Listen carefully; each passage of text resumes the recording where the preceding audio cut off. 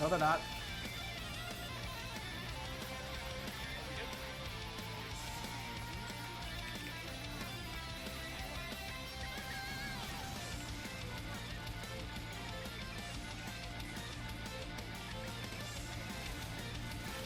Guys, please get off this point. Thank you and goodbye.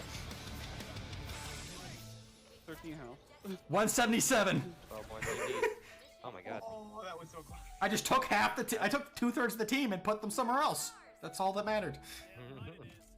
We'll just take our problems and push them somewhere Exactly. else. The Patrick Star method. Is it a chair now?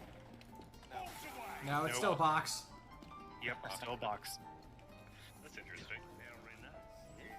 Very nice box. How this? Is this the box? No, now your knife. No, there is no box. You're checking out your knife that you dropped on the ground. Wow, so... Wow. You've broken both taunts by putting the worst of both worlds into each other. I think Wow. This is the both worlds, actually. Look. I'll just... There you go. The knife is floating. I hope one of y'all are recording. Yes. this, No. I am. Yeah, Cries is streaming all this. Yes, I'm on. I'm live on stream. So yes, you get to. So we get to enjoy the knife walk. Oh god. Spy's walking his knife. His knife need to go out for a walk. This is the wad of money. Does that look normal? It might just be the two of us.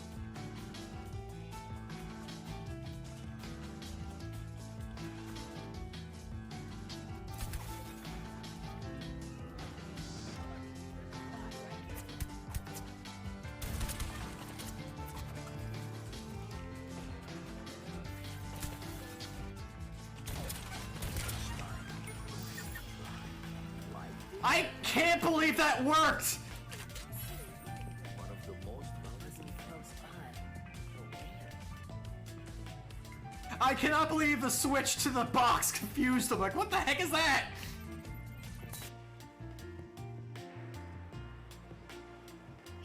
Oh, is he gonna have 3 dimensions?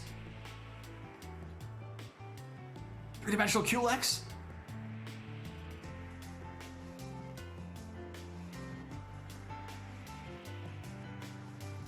Greater evil power. Please be 3D. Yes!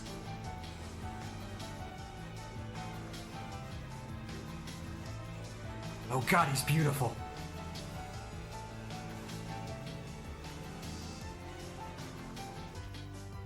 Oh, hello. Oh, that's a counter. I do not want to fight that right now. Oh, that's Okay, fine. everything is chasing me. I got fire.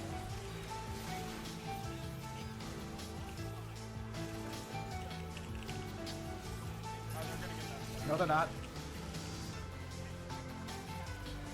Good.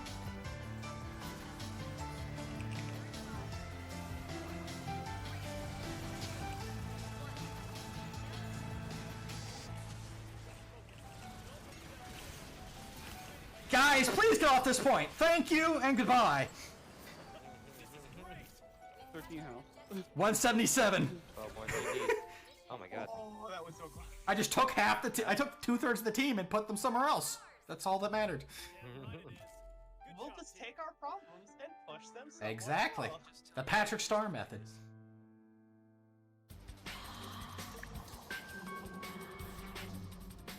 Tell me what you want. What you really, really want. I'll tell you what I want. What I really, really want.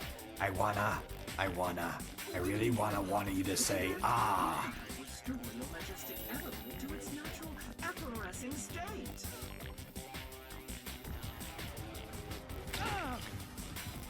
Oh no, my flashlight that I just found. Whatever will I do?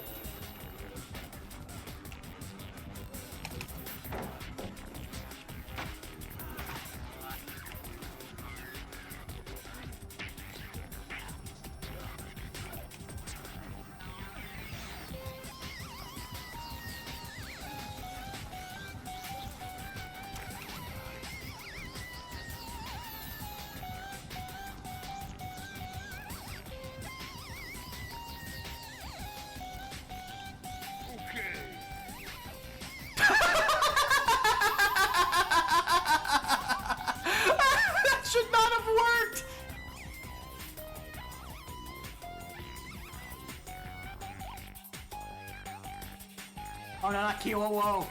I remember Kiwawo. Very good Marisai. I'm gonna get grabbed. Get grabbed by the ghoulies.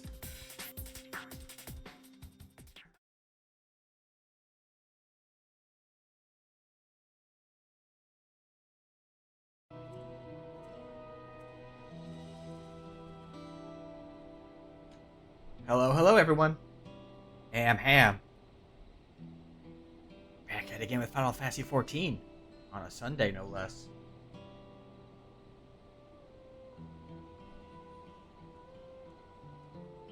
I had fun putting everyone in, joining in the circle appropriately.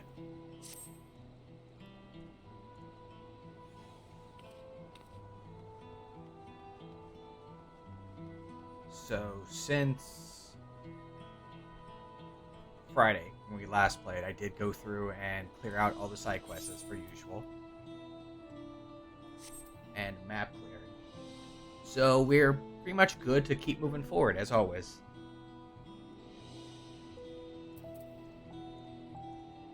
And we definitely have a lot of stuff to go into, because we're heading into that second half of the MSQ, and things are getting a bit wild. You know, if the giant death robots, the giant flying battleships and death robots weren't, enough clue of that.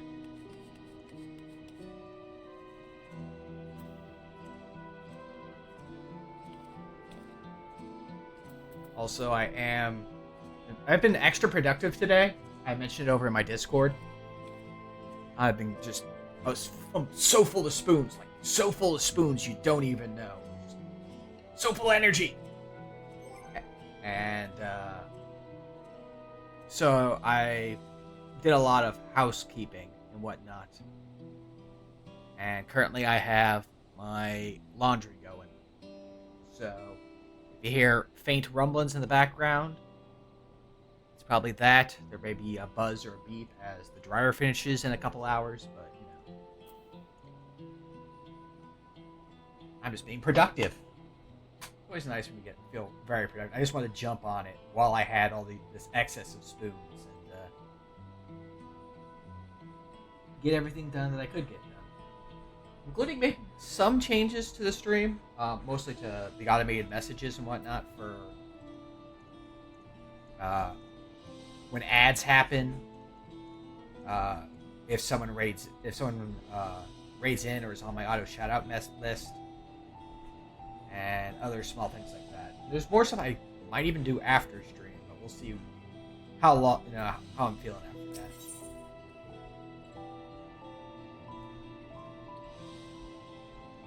Oh yeah, no, that's my dryer's definitely bouncing around. Hold on a sec, let me go check on that, and then we'll get this started.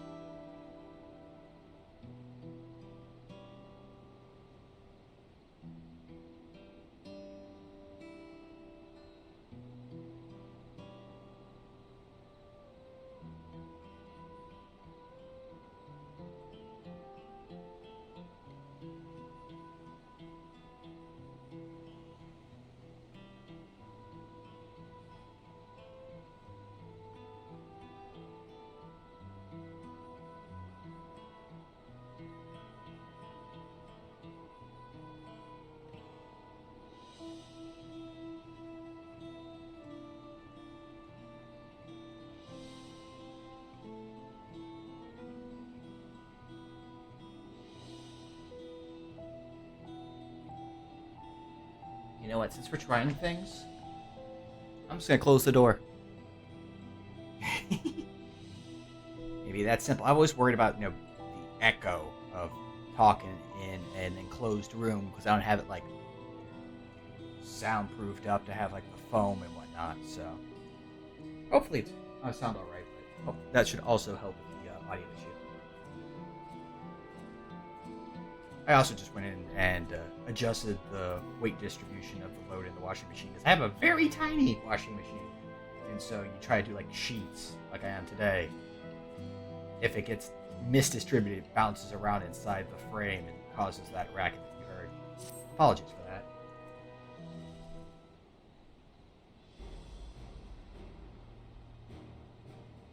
Well, the hour of departure is at hand. Now that Hamlet has finally dealt with the washing machine issue.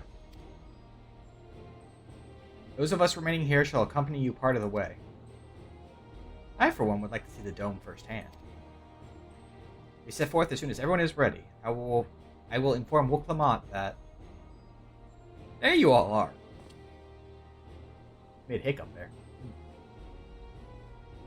Ah, Lamati.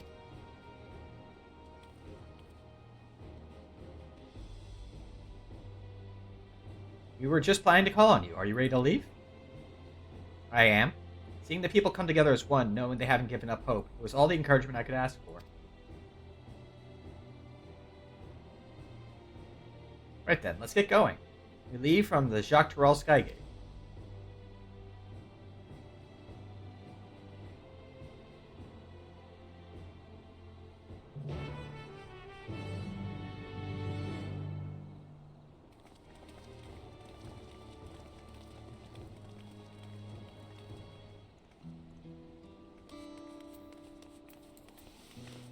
Let's get rolling. We're going to probably kick off pretty quickly because, as mentioned, this is my second playthrough of the MSQ, so I know what's coming up next. I keep mentioning it every stream just in case, people are joining in or watching the VODs, have not seen the earlier ones and don't know. Oh, hey, no. Why is this... No. Kind of give full warning that I can't... Wow, words. Basically, the whole idea of... Since... For people who may not even know what's happening, that, hey, spoilers are going to be happening here as I have already completed the MSQ and know what's going to happen. And will speak on stuff with that foreknowledge. I feel like it's definitely helped kind of an overview of the MSQ with that knowledge, I guess is the way to put it. Anyway, everyone's here? Good. This is it, my friends. We go to strike down Zarool Ja and secure peace for Tuliolal. We'll be passing through Shaaloani, where there have been reports of enemy movement, so stay sharp. Okay.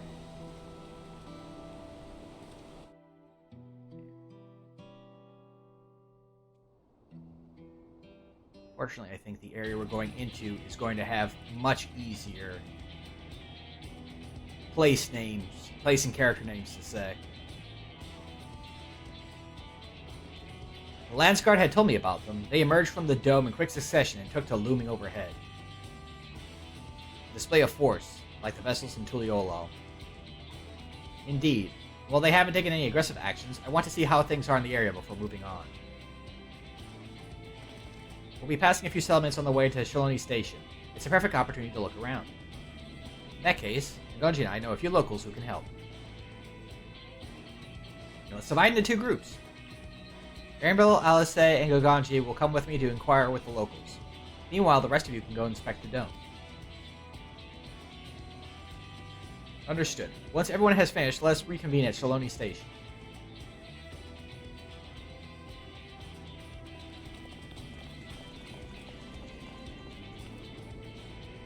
We can start with the Satwi. That's where the Dusk Watch is based, if I remember correctly. You do. The Sheriff Kameka should be able to tell us a few things.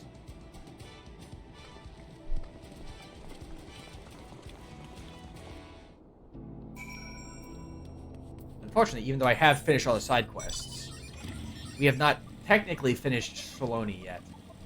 So we are currently missing 2 Aether Currents. One from a side quest that hasn't popped up yet, done everything, and one for finishing the MSQ for this area. So I can't go, hop on the Ark, have a fun time, flying everywhere. Unfortunate.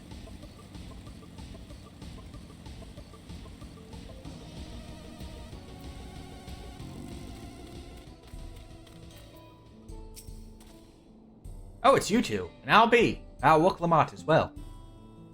You're Sheriff of the Dusk Watch, yes? What's the situation in Satawi? Well, the enemy hasn't tried to pick a fight with us yet. The ships gave us a shock when they first appeared, but they've just been floating there, holding position. They've been standing there, menacingly.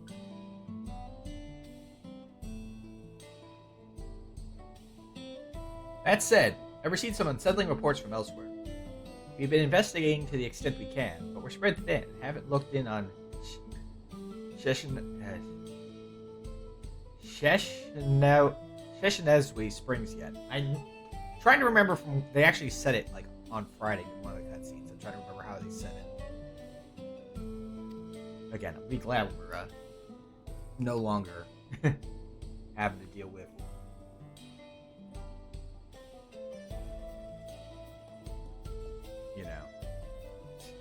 some of these names, because I am embarrassing myself so much. Apparently, mechanical soldiers were seen in the vicinity. What? If this is true, then the people there are in danger. I worry about the other townships as well. If the rest of you could head to the springs, I'll pay a visit to Mewahetson.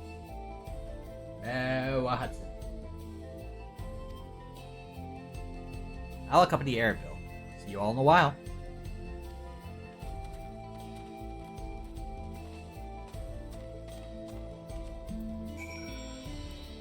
On the road again.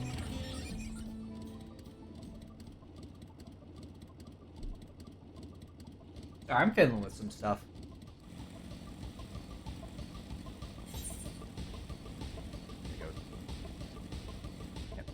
More side quests just popped up right there. Oh, wait, I can just teleport. That'll be much easier. So much easier.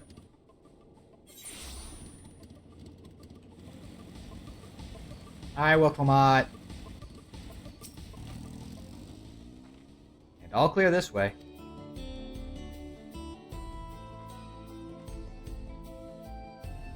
Mechanical soldiers don't seem to be in the area. Still, we should talk to the locals. Let's each make rounds and see what we can learn.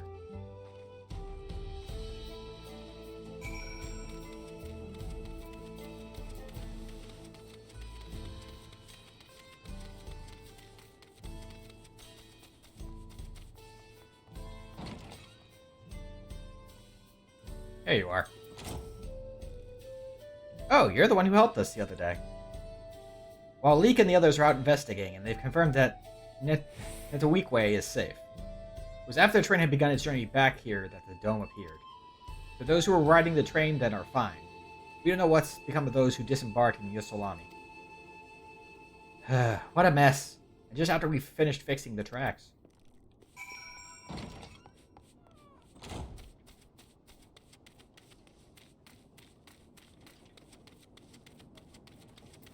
The music's completely cut out. The mechanical soldier shows no signs of life. It appears to have been run through with a pole arm. Now, who around here uses pole arms?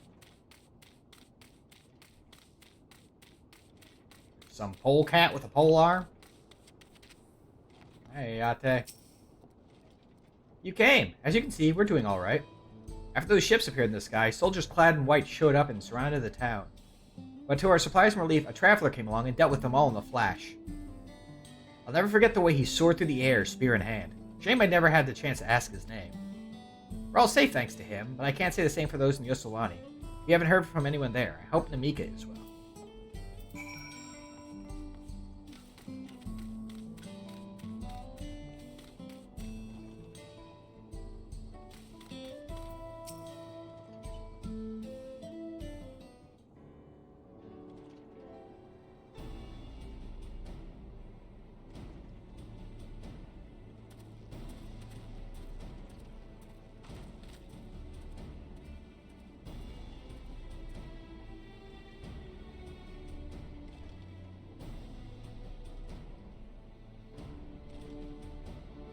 You heard about the spearman as well? That couldn't be anyone else. What's this? Someone spreading more gossip about me? Yes, you. We are very obviously talking about you and not the guy next to you. Of course. Certainly. Talk about how I saved the town travels fast. That's not to discount the help of my friend here, of course. We gave those machines a real beating. I thought you'd come sooner or later. Do you know what's happening? So you were indeed the one keeping people safe. Thank you. Think nothing of it. The automata aren't particularly strong. But are the rumors true? Zarool Ja is slain? I'm afraid so. Zarool Ja used some dirty trick to get the better of him. We'll make him pay for what he's done, mark my words. You're going to help her, I assume. I see. With your contingent, you won't lack for strength. In which case, I'll remain in Shaaloani and keep an eye on things. It helps us more than you'll know. I'll send word to my brother before we set off. If you find yourself in trouble, don't hesitate to contact Kona. Kona? Brother? Wait a second, you're the Val Resolve? I am, and you're Zekua, right? I'll be counting on you to keep everyone here safe. Absolutely. If more of those hollow men show up, I'll send them packing. I'm the fastest gun in Shaaloani, after all. Giganji can attest to that. Well, I mean, I have 4 guns, so... Quantity over quality, ha ha ha! Anyway, glad to hear it. We leave Shaaloani in your capable hands. Actually, I'm surprised he recognizes me. I changed my outfit. Let's get patrolling right away, then.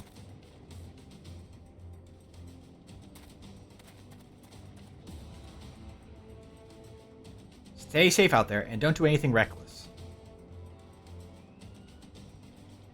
Wasted words, eh? Just do what comes naturally.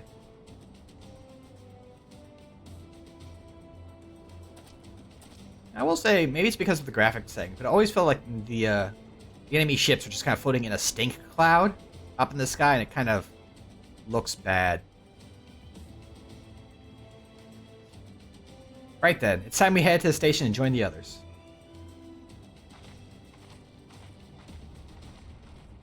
I mean, like, I just know because it's like they're in just a cloud of malice, I guess is what that is, you know? It just looks weird. I guess bad isn't quite right, but like everything else would be fine, and then you just got the Zarool Ja stink cloud of malice around the ships up there.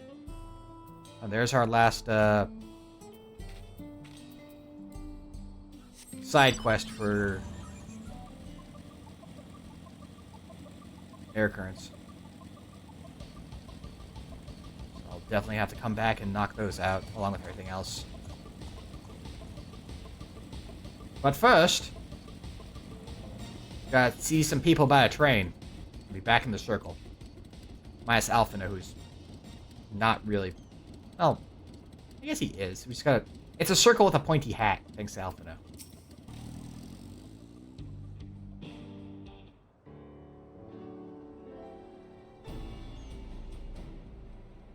Thanks to Estinian, there were no casualties to speak of in Shaaloani. Hetsaro were safe as well. At the very least, there were no signs of soldiers there. What about the dome? Did you learn anything of note? It's composed of exceedingly high concentrations of lightning energy, thus Thunderdome. To even touch the barrier would prove fatal. When approaching it, we must exercise all caution. And how are we supposed to get inside? If Zarool Ja and his army emerge from within, there ought to be an entrance. An entrance, you say? It so happens we might have an inkling where one is.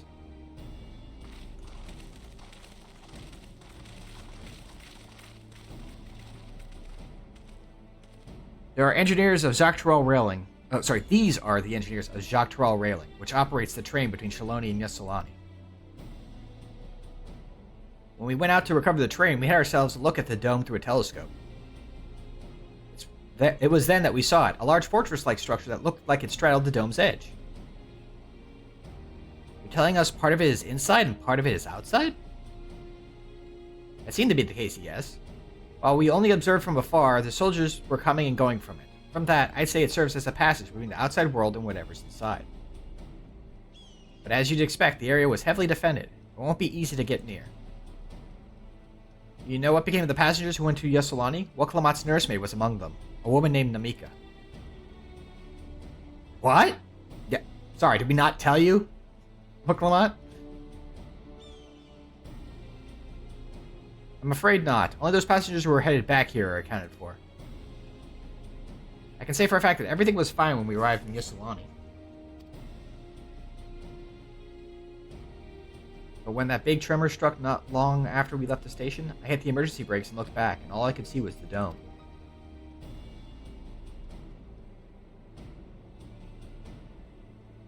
What's more, the fortress sits right on the tracks of all places. What are the odds of that, eh? How very convenient. Assuming this fortress serves as a means to pass through the dome, we should first determine how we're to reach it undetected. I don't care if we're detected. I say we smash our way inside. Despite how it sounds, I actually gave this some thought. Zarool Ja wants me to prove that I'm Father's worthy successor. If I fail, we'll destroy Tuliolo. By charging in head on, I make my intentions plain as day, and in so doing, keep his eyes on me. A bold strategy. I like it. Of course, your plan will be no good if you're cut down before reaching their base. What you need is something that'll get you there quick and break through their defenses with a single decisive blow. We have just that. The Warrior of Light. Oh. Never mind.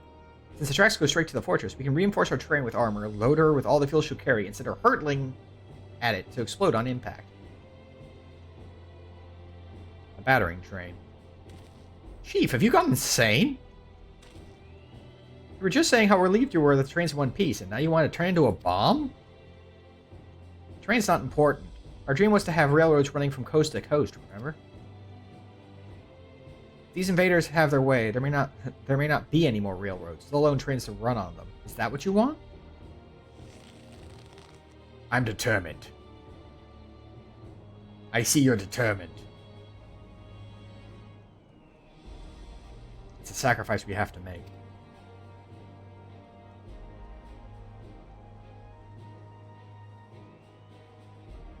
These good folks are willing to put their lives on the line to get inside that dome and put a stop to all this. The least we can do is help them.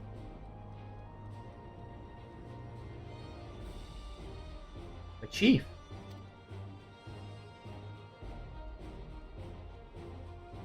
Listen, no matter how hard things may get, no matter how many times we fall, we can always get back up.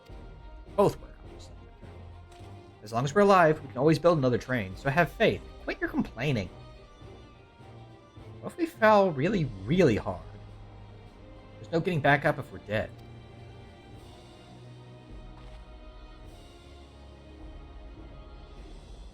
No one's dying on this train. I'll see to it to myself. Needless to say, this will be a one-way trip. We'll need to jump off at the last moment if we don't want to go out in a blaze of glory. You alright with that?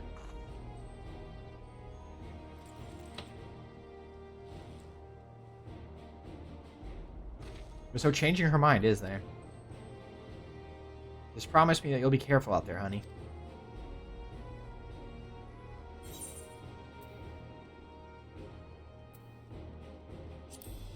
Referring to, again, the trolley boys. Their leader lost his wife. And, turned to the bottle in his grief. Way back in Shadowbringers. Seeing as I've never had a drink in my life, I certainly hope not. It'd be a lie to say the loss of the train doesn't concern me.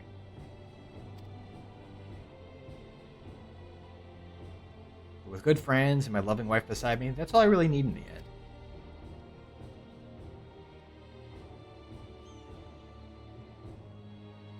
Well, at least it'll go down as the legendary train that saved Tyrell.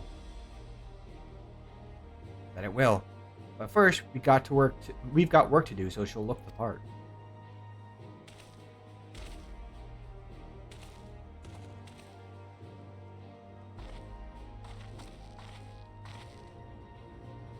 I don't know much about Magitech, but if there's anything I can do to help, you need but say the word.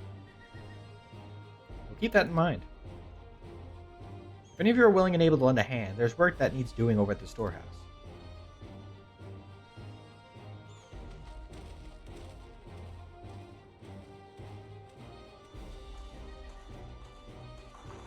It seems we have a path forward. I believe this is a good time for me to return to Tuliol and inform Kona of the situation. I shall return as well. I have new investigations to pursue.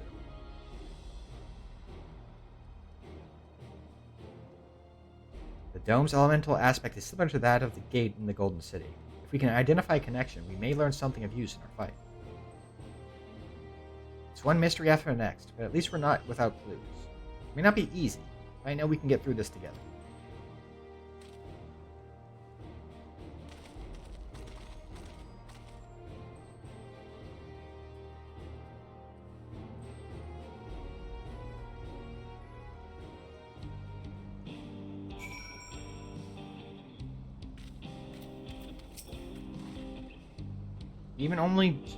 Even only just having met them, I can see how important the train is to Walika and the engineers. We can't let their sacrifice be for nothing.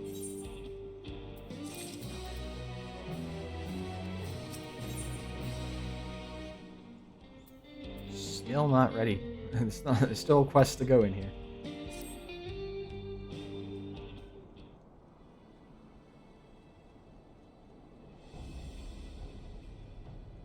While I have no objections to the plan itself, I have one concern. How can we be certain Zarool Ja will not strike Tuliol in retaliation? I consider the possibility. But when my brother told me to come and prove myself, he meant it. He wants to show that his kingdom is superior to Tuliol, and it'll give him no satisfaction to attack when he knows I'm not there. No, he'll be waiting inside the dome, waiting for us to challenge him so he can crush us and prove his strength.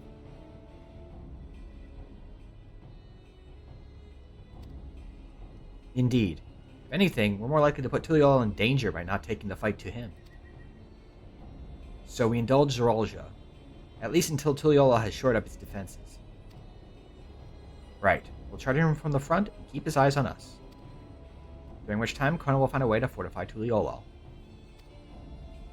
If you believe this is the best course, we shall trust you in your judgment. I expect there will be no small of enemy resistance, but we will do all in our power to assist you. Thank you. Well, time is of the essence. Let's go and see what's left to be done for the train.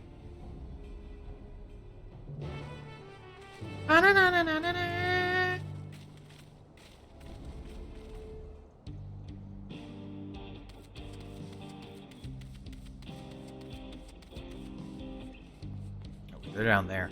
I went up here, but you're down there. Boy, am I glad you're down there and I'm up here, and they're the sheriff, and I just remembered, we're up here, and looks like work is getting underway. We'll finish in no time at all. So what can we do to help? No need to hold back. As I understand it, the two of you met your fair share of craftsmen during the Rite of Succession. Would you happen to know a few who will be willing to come and help us complete modifications to the train? Of course, what sort of craftsmen did you have in mind? Let's see now.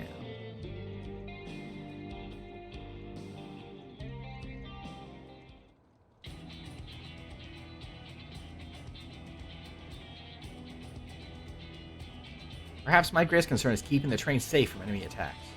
Even with you all aboard to fend them off, it'll be over in an instant if they manage to just get one good hit on the cerulean tanks. According to eyewitnesses, the soldiers use lightning-based weapons, so I have mind to install grounding rods. Would you happen to know a carpenter who could handle that?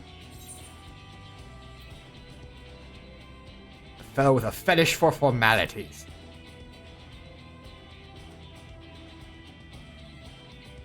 A master carpenter from Alkanu, eh? If they'll be willing, we'd be glad to have them. No objections from me. Just be sure not to forget their traditional greeting. But we'll need more than just a carpenter if we want this done in a timely fashion. We've got a lot of equipment that needs moving. Heavy equipment. I don't suppose you know anyone up to the task. Fonchantane can do it! Nah. Zermurwer! Zermurwer would be perfect. He'd be hard-pressed to find folks stronger than the Yakhui, and I'm sure he'd be willing to help. You're friends with the Yakhui? I'll be damned. We'll not want for strength with help like that. Next, I'd like to outfit the train with some powerful weaponry of its own. Like as not, the soldiers will be riding their flying vessels. We'll need countermeasures to deal with them. That's true. I, for one, can't use magic, nor am I handy with a firearm like my brother. Any idea for ranged weapons we can use?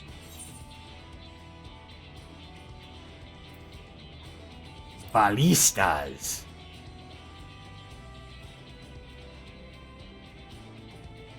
Ballistas, eh? While they'd be powerful, it seems to me it'd take too long to reload between shots. If there was some sort of ballista that could reload quickly, then that might work. But weapons aren't exactly my field of expertise. Perhaps I can be of assistance. Hey! Hey! I can be of assistance! I'm helping! The Crystarium employed etheric cannons for its defenses, and I see no reason why the design cannot be adopted for your train. I'm going to teach Zarool how to make laser cannons. While I did not conceive them myself, I know their design. It should be possible to build them here, provided we have the requisite materials and skilled smiths. And that sounds like something Funching Tang can help with. What are the materials we need?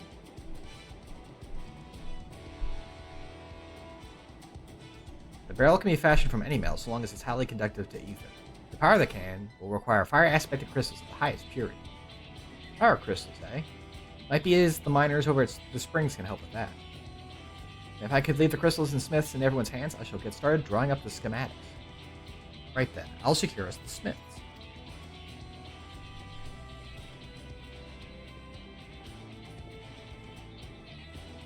Also, apologies if my audio is kind of bouncing up and down while I'm doing all this stuff. I'm making a lot of fine adjustments since I'm feeling proactive. Lowering my gain, I'm moving the mic around a little bit. And trying to keep an eye on my meters, so I may be looking away when I'm talking, and that's going to hinder how things sound for the most part, because I'm not, speaking in a direction towards the mic. In the meantime, could you deal with the materials? Shensa is in charge of her supplies, so it might be good to talk to him about it first. Well, I think we are set for a plan. Thanks for the consultation. Now let's get this train dressed up and give her the proper farewell she deserves.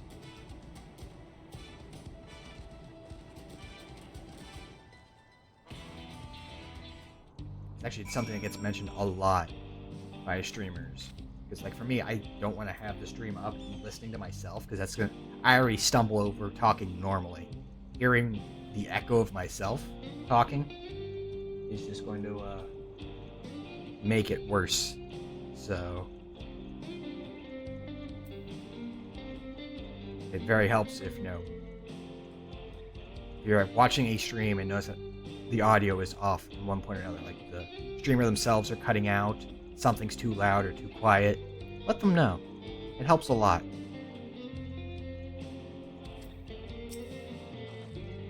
The plan's coming together. To make good speed, I'm going to try and enlist some more help from among our friends back in Yaktaral. I'll leave the materials in your care. I think I saw Shenzet over to the southeast. Somewhere around that red circle.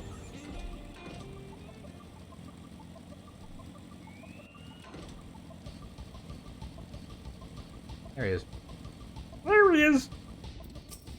I found him. Now, should be enough lumber for the armor. What else do we need? Oh, sorry, I didn't see you there. What can I do for you? Etheric cannons. Interesting. I have an idea where we can get the conductive metal, so I'll take care of it. I'm not sure about the fire crystals, though. Might be best if you spoke directly with a miner. I leave that to you. Great. You're friends with Iyate, aren't you? One of the best miners around. If anyone can get you the crystals you're after, it's her.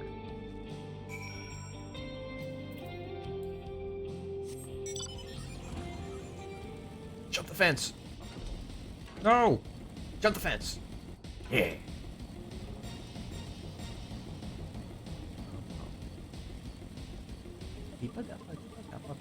Noble tender, not the tender.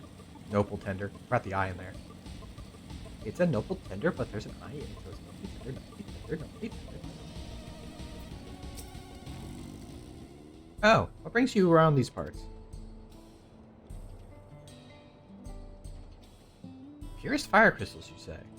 I think I heard tell of them before. What's this? What was that about? There it is. Now I remember. Zarool Ja. You can find them to the south of town. They actually ingest fire crystals and keep them in their gut, if you can believe it. If you want the purest crystals, though, you have to go to the oldest, toughest Analas. Nothing you can't handle, right? I'll show you where you can find some to hunt. Looking forward to seeing why Aaronville thinks so highly of you. Just not seeing all the stuff I've been doing since I was here? I guess not. You were hanging there the entire time. A ramp. Ramp it! Yeah! Yeah.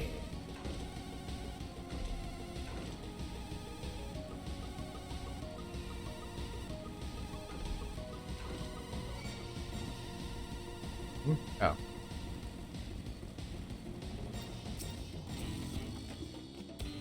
There's quite a lot of fiery wildlife in these parts. You think it's due to the ceruleum, but no one can say for sure. Still, it's not often that you see the bigger, dominating sort, and that's what you need. What you'll have to do is hunt down a few of their kind. Establish yourself as a threat. That's known to draw out the leader. That's the spirit. While you're on the hunt, I'll keep a watch nearby to make sure no hapless travelers come stumbling in.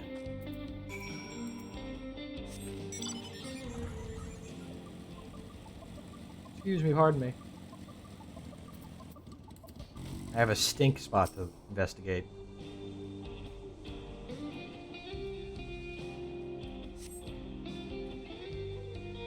They're like to the south, you say.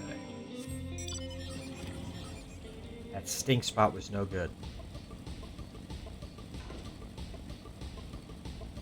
Not the right kind of stink. Is this the right kind of stink?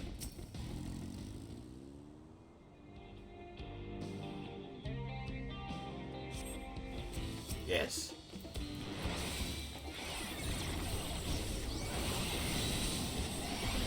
Oh, there's a second one.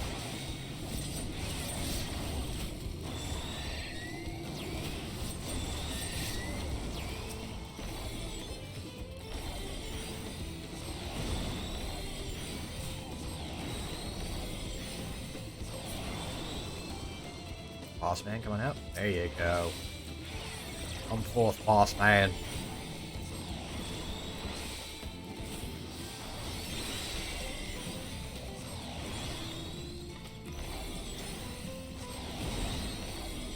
I probably could just rip the void, just absorb that, return with laser, but you know.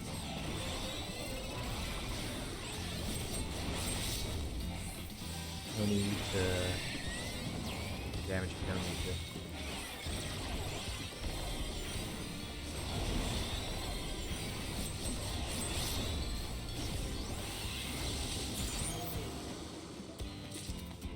There we go.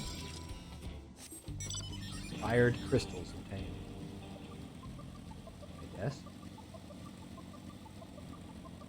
I feel like one wouldn't be enough. But, you know. Amazing. You dealt with the beast in no time at all. You'll need the crystals delivered to Shenza? I'll see that he gets it. I guess it's just like one really big chunk and they're gonna break off pieces of it to fit what was needed. Fire the lasers. These fire crystals are for the train, aren't they? I heard about your plans to enter the dome. I want to thank you for going to such lengths to stop these invaders. And though he'd grumble if he knew I was asking this, please take care of Eleneshma. Anyway, I best be on my way, and you as well. In case you're going to meet her, I saw Wook Lamont heading for the station.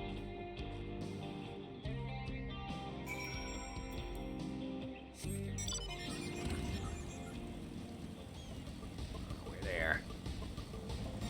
I don't know if I mentioned this anywhere. I probably did, but I repeat myself a lot, and so I'm going to repeat myself again. Going in circles like an Ouroboros, go figure. But the main reason I'm using the motorcycle when I have a whole list of mounts I could be using is that the motorcycle actually is unique in that it has all the movement speed upgrades. Acts as if you have all the movement speed upgrades for an area, even if you don't. So this technically does get you places faster.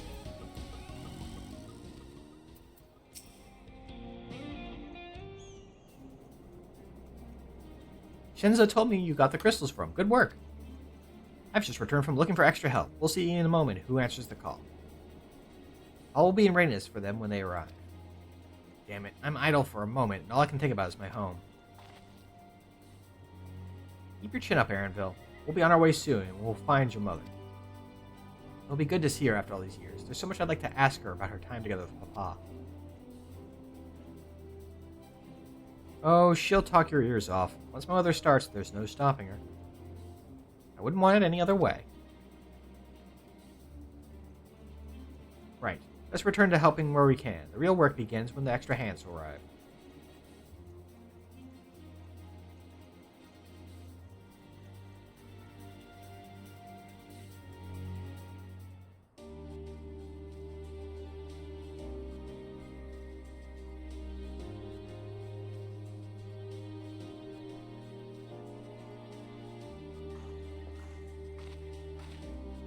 So many people showed up.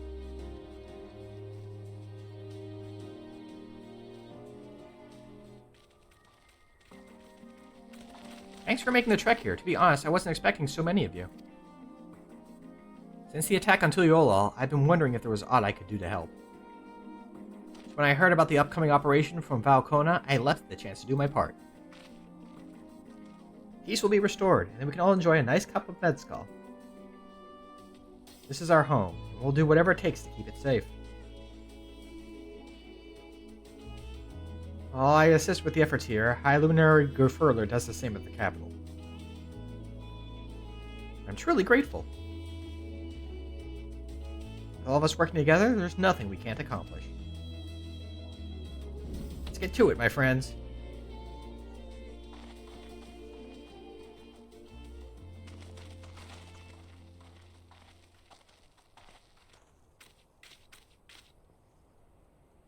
Yes, let's get to it.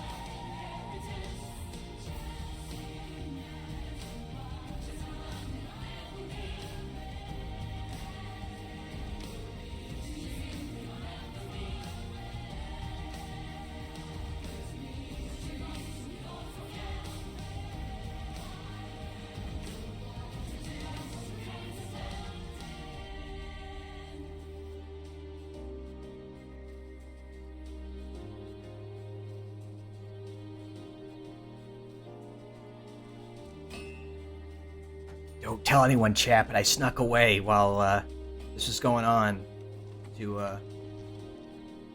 dress down a little. The room is very warm with the door closed.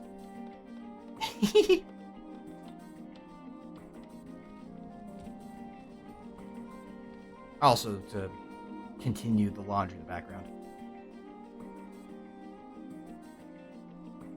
But one of the complaints I actually heard people say about this particular part was just having the vocals kick in, as I did earlier, feels like a bit of too early tipping of the hand of that song. And, you know, this wasn't a scene that really required it.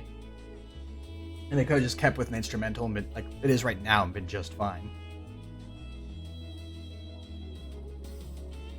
I don't mind it. Like, I didn't even think about it until after the fact, when someone else complained about it. I'm like, oh, okay. But, you know, I've never been that musically minded. As you can tell from any time I've tried to sing. Alright, everyone, that'll do it.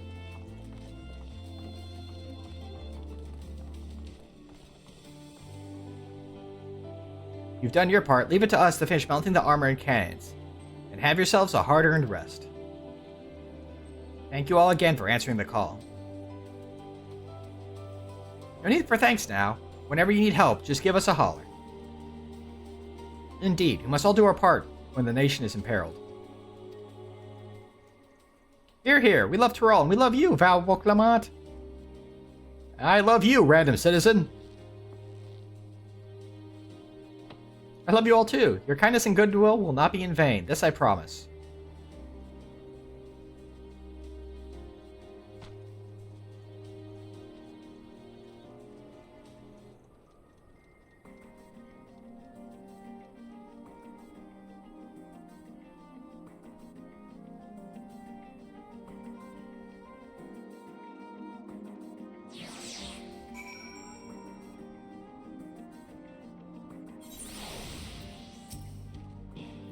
Thanks again for all your help.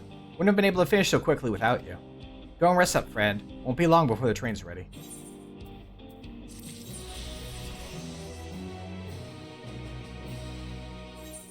There we go. All aboard! From here on out, we won't stop working until the train's ready. If you have any preparations, now would be a good time to see to them. The boarding call will come before you know it. Sure you don't want to go do the side quests? No? Alright. Just gonna leave those there? For later, I guess? Okay. If you say so.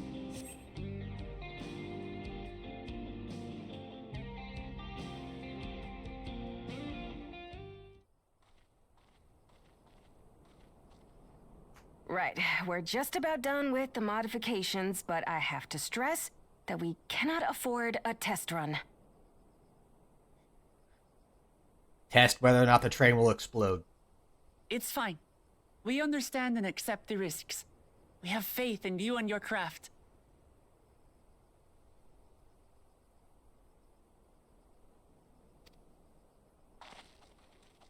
I'm sure everything will go to plan. Isn't my With all capture the hard work capturing the everyone's echo? put in, it couldn't be otherwise. Be very funny if so. It's like it transcribed something I said twice.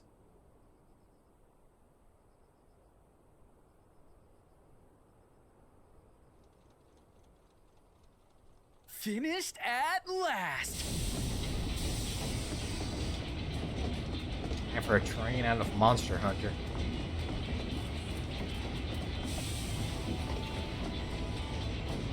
Come on, can you not imagine riding this train while hunting? Behold, the pinnacle of locomotive engineering, the Dawn Blazer. Well, I'm blanking on names other than my favorite, Valstrax.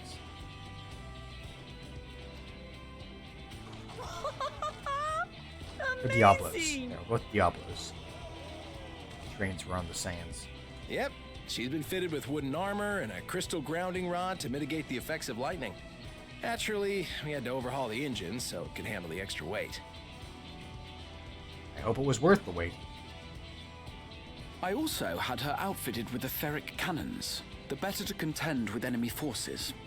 And as they're modeled upon those used at the Crystarium, I can attest to their potency. So, what do you reckon?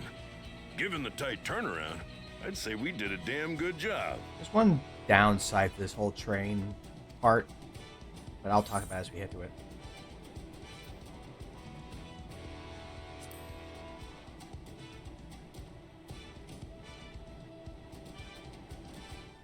it.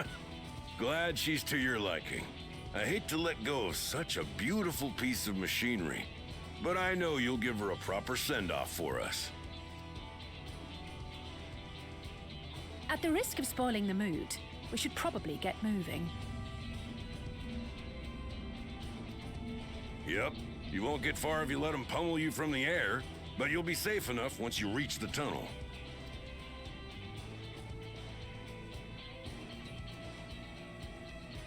In that case, I will conceal the train with a spell once everyone is on board. It should last long enough for us to reach the tunnel unnoticed.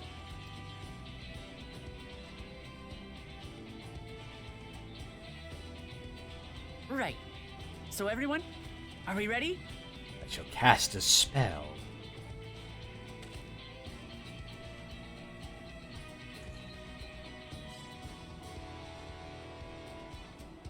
We've done all we can. Rest is up to you. Comfy.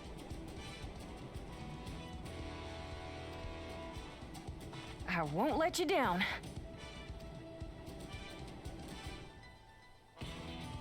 Nice comfy position for this. All aboard!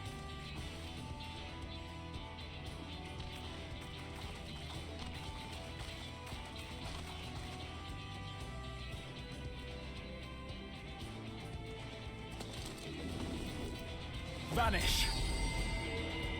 Get out of here. Oh man, is this next bit gonna come up as the ad rolls in? That sucks.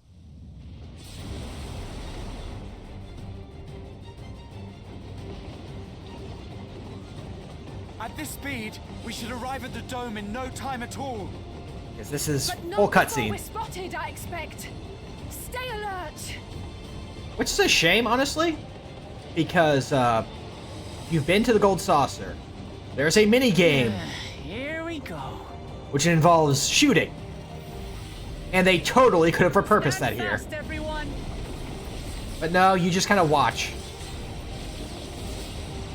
Another reoccurrence of... Could have added in a little mini game of some sort. And it probably would have improved the experience. Because come on. Let me do this. Maybe I can have breaks to show like the big things everyone else is doing. But like have little segments where we're shooting.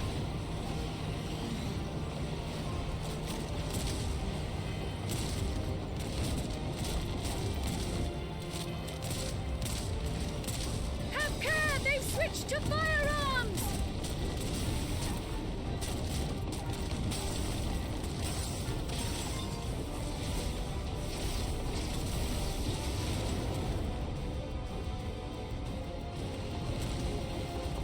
These robots are smarter than they look. Raha, jump!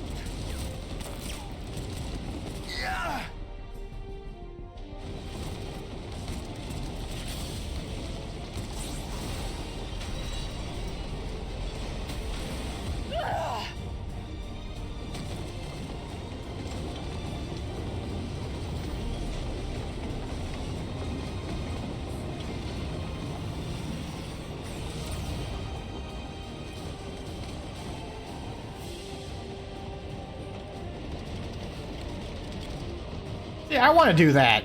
Could have had a whole thing like little segments. Like this one's like guarding those two while they separate the train.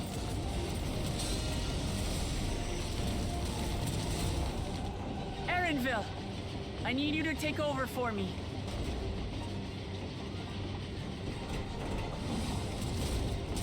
Maybe it'll cause some violence.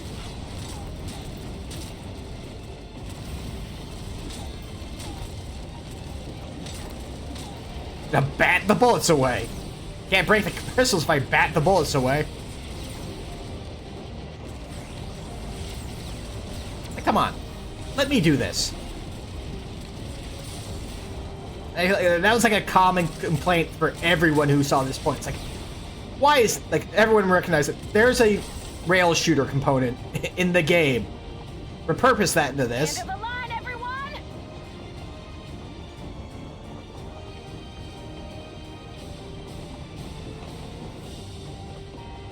Yes, it might make it take a little bit longer, but... Stubborn little... I do like that bit, though.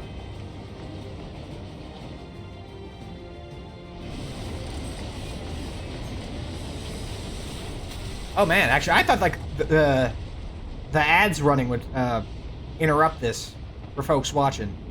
It looks like we got the whole cutscene in before that happened.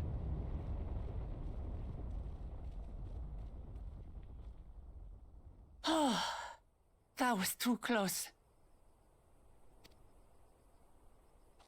Still alive, Erenville?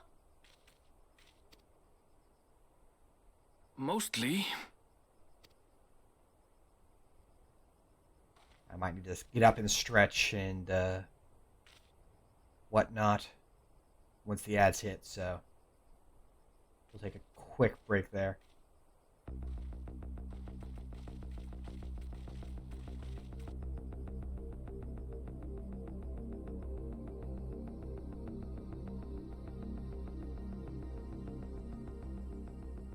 At last, the enemy stronghold. We should hurry before they can regroup. Can't, Growl. Ads are coming. Let's go and find out what's inside.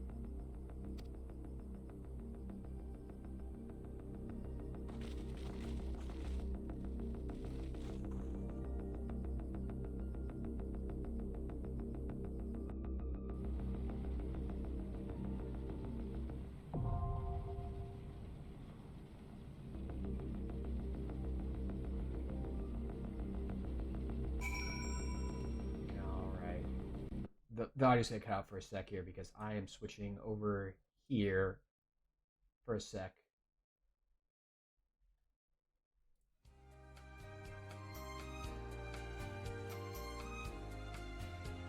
Oh wow, I timed that really well. There's the ads. So while those are running, I'm gonna step away for a bit, get up, stretch. Make sure you guys do the same, and we'll be back in a bit to do that dungeon.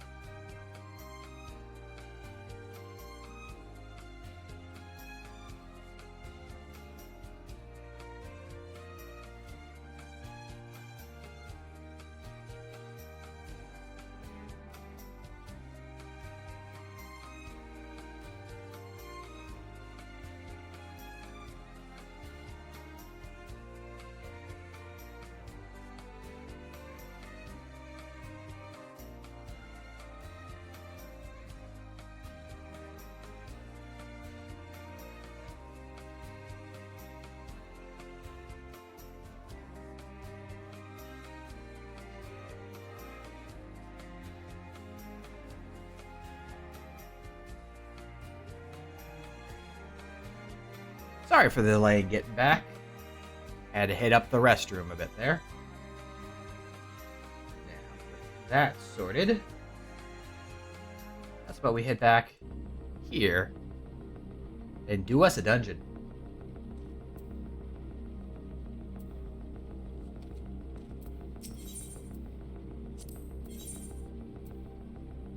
We could literally just not bring local amount if we wanted to. Ready. Let's get to it. I stand ever ready. I'm gonna bring these three, because I can.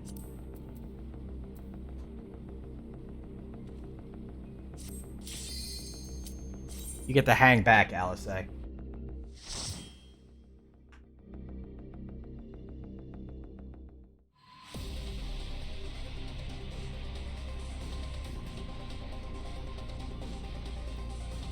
I'll say I love the music for this. This like intense leitmotif of the song. It's real rad.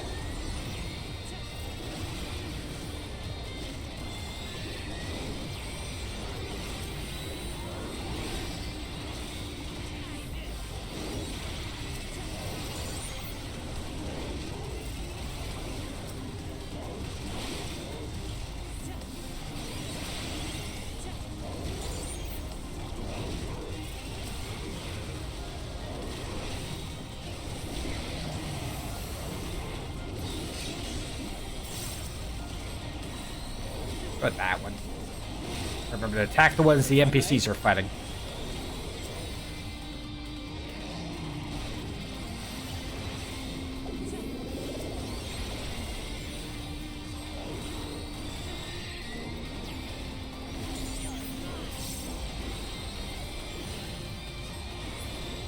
Here we go. Ba-da-bow.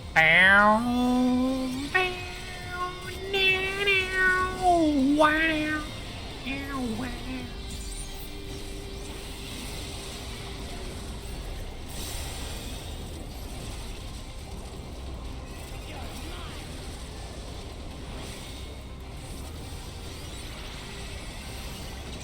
The only downside for bringing in trusts for these sorts of dungeons in particular moving forward is specifically because of the sentry over there on the left. Because they very frequently will just like not group them up. So if you want to do AoE damage, you have the sentry just sitting off on his own because the tank isn't grouped, standing near them. Make sure they're included in the AoE. Which sucked that I came in here as a DPS. As a healer, I don't think I'm going to mind it as much, but it is a problematic thing I remember.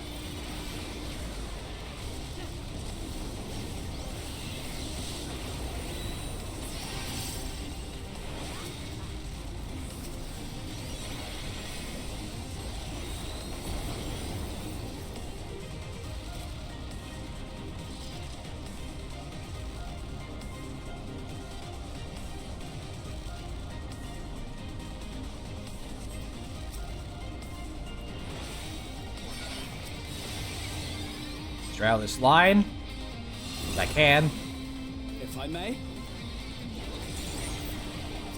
Why do you keep asking for permission, Raha? Just do it.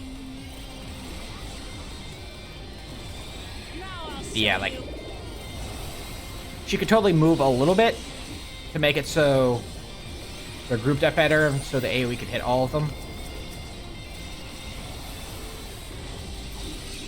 But you know.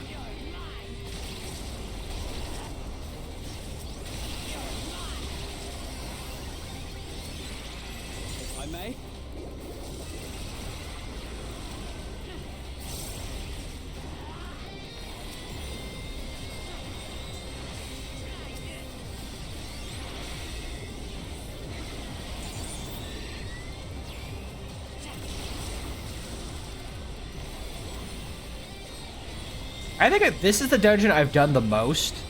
Not just because, again, like when you're leveling the trust normally, you're gonna do each of the dungeons about the same amount of times, save for the ones at the end.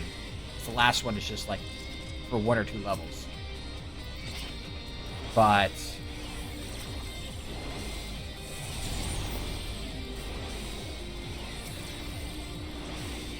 whenever I do my leveling roulettes, get my tombstones for the week, this is the one I've seen the most out of like this set of dungeons.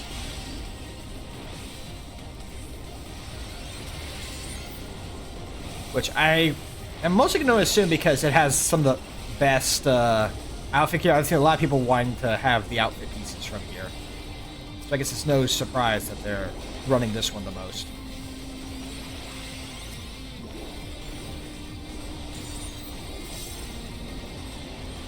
Because considering, you know, we're dealing with very high-tech stuff, the gear is similarly high-tech looking. As we'll see after we down this first boss and look at our first piece of gear from here.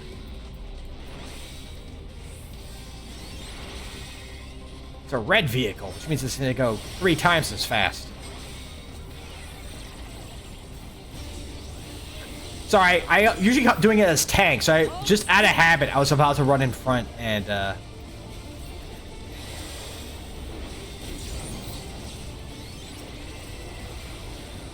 move in position to tank this sucker.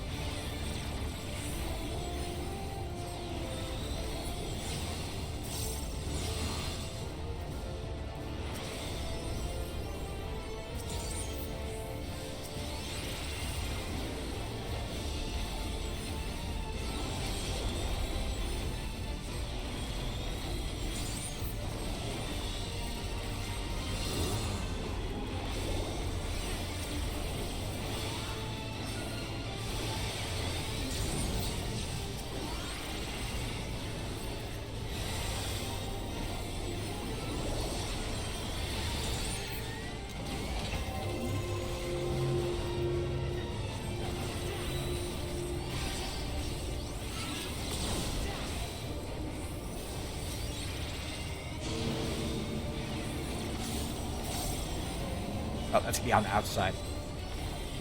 We're good.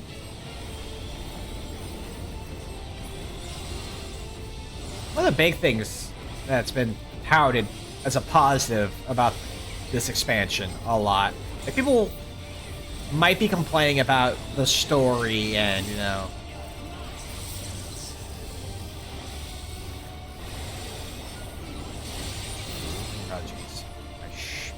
I got caught up trying to talk about that stuff and let myself get punched in the mouth.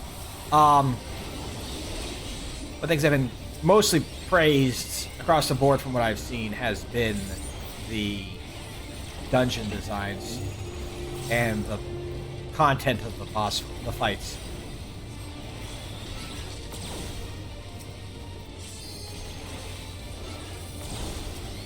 Yoshi said they're gonna up the difficulty a little bit. And they've definitely done that.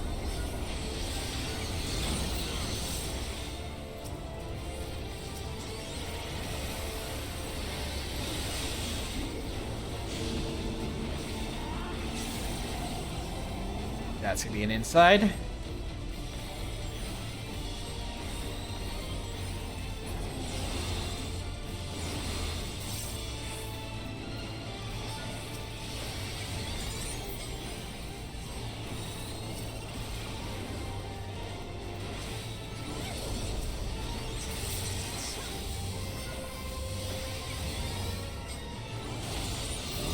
There we go.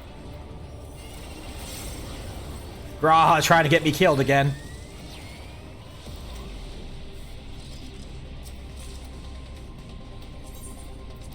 Yeah.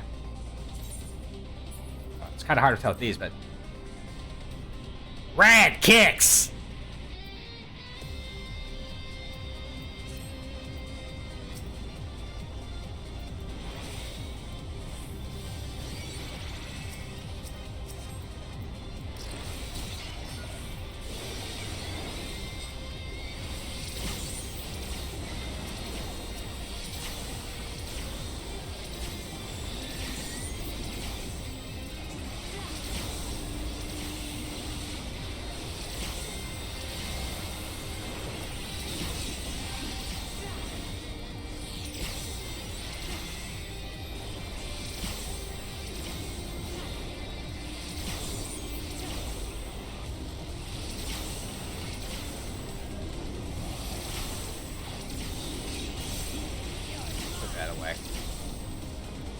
I forgot I was still bouncing.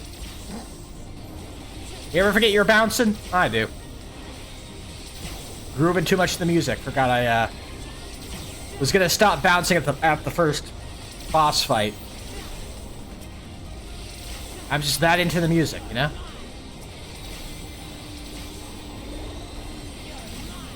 I mean, the music's back again, so I could have continued bouncing, but...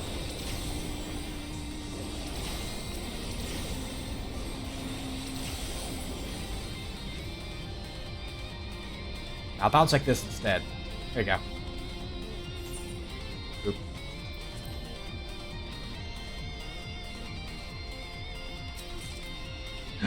Bracelet of healing. I want that. Give me that.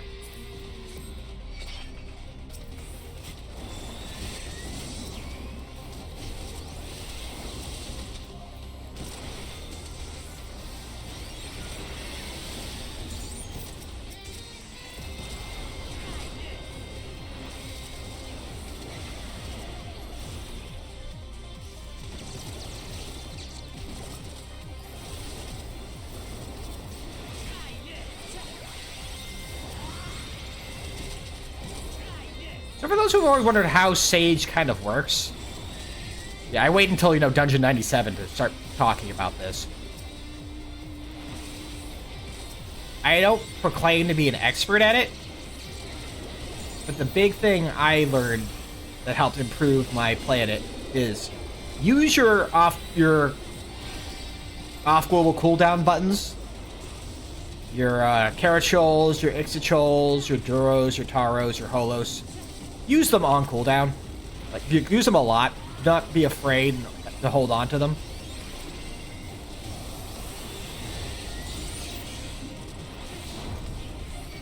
Because, they also restore your MP.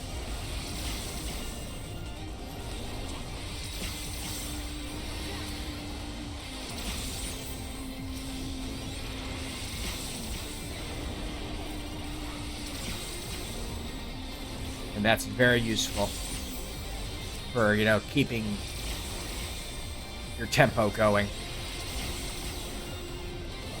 Other than that, you know, just kind of cycle in, throwing up your barriers on your tank. Do the barrier everyone if you know a raid wide is, you know, an AoE attack is coming out. I say raid wide despite the fact, you know, we're not a raid. But, you know. It's just, that's kind of the usual term for it. The attack that's going to hit everybody.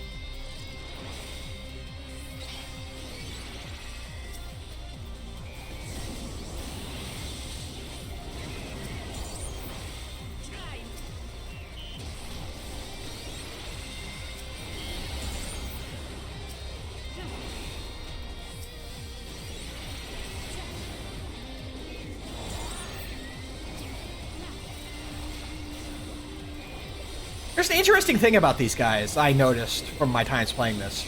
Only one of them will do the AoE ring. They wrote it so they wrote the AI for this, and so only that one will do it, rather than having to, you know, deal with two of them doing it over and over again.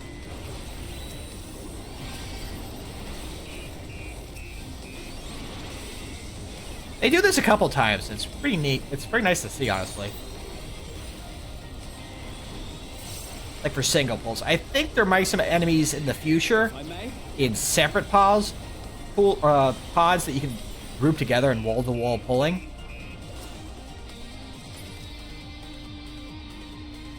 That would, that will then overlap them. But for the most part, they design so only one of them does it, which is nice. Hold on, that's an... I want that eared ring. What can I toss aside right now? There we go.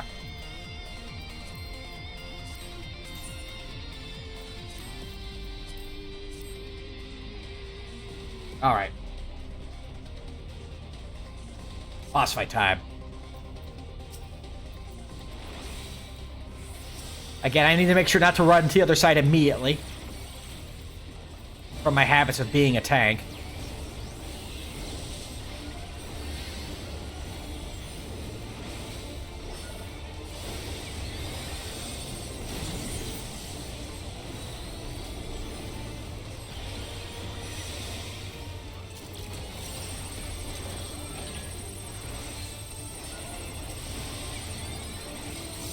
I found dodging this is very simple. It's like deceptively simple. Just like idly tap as you move.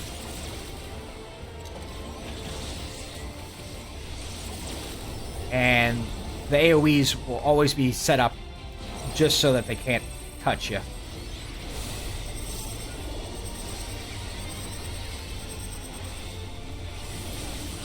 Also, you can run in here when it's not blasted. Nice thing to know.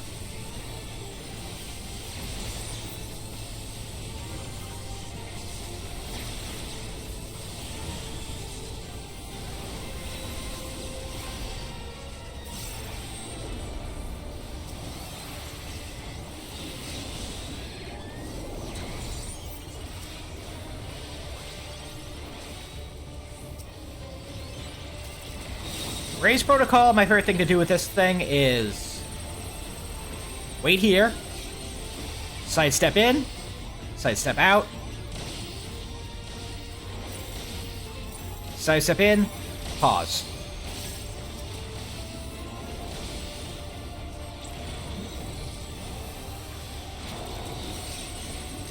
Now remember how I mentioned the tapping? The dodge? I got shocked there, but yeah, you can kind of just...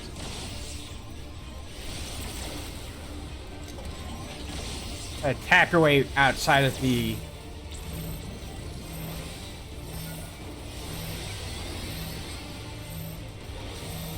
AoEs and keep them from being overrun by too many things at once.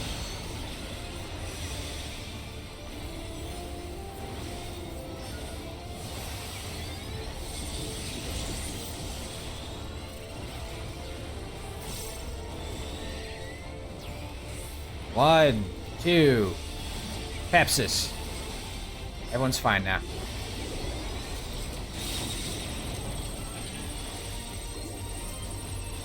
Or again. In. Out. In. Pause.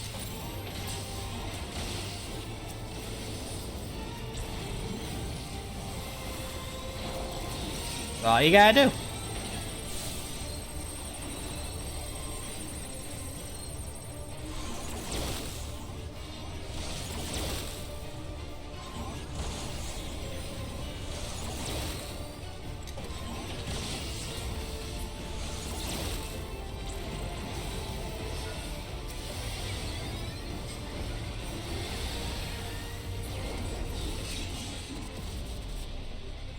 Now, the funniest thing is the hardest wall-to-wall pull...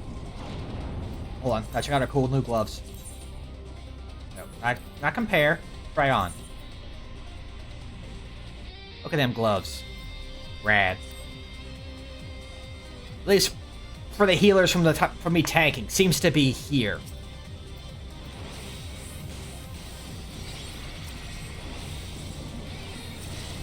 Because there, if you continue down this bridge, there's two more of these birds, and they do pretty decent damage. Since my main tank, my other character is Paladin, my usual strategy for it is just to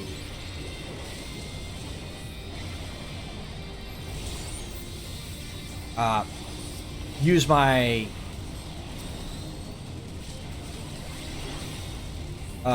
shoot, what's the name of the move? The panic button. Hollowed ground. And just don't take damage for a while the DPS and healer try to, you know, reduce the numbers of ads a little bit. Works pretty well, honestly. Just because, like, 5 is a lot to deal with, healer-wise.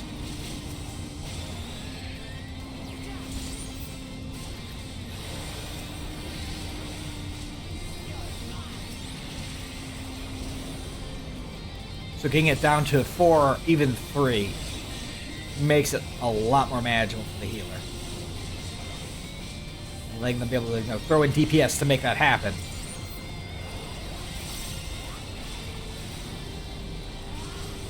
Is a nice gesture, I feel like.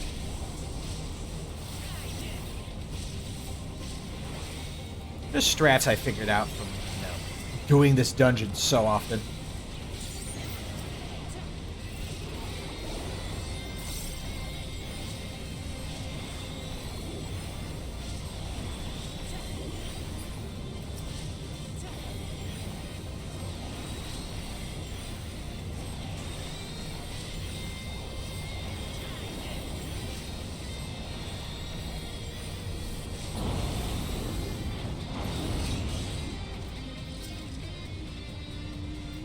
All right. Got to bounce the music.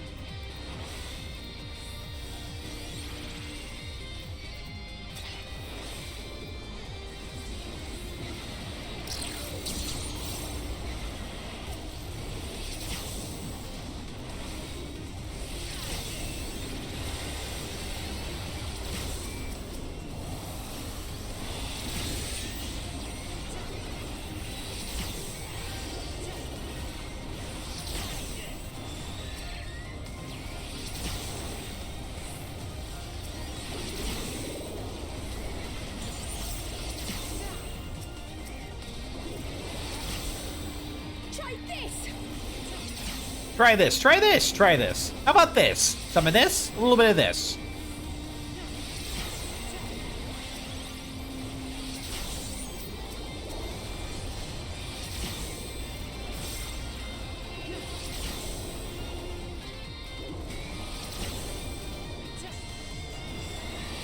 So just to give you an idea of how much I have this dungeon memorized, this is the second to last trash bowl.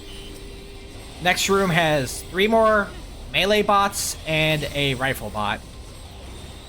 And so when you're wall-to-wall pulling after the birds, you grab these guys and run in there.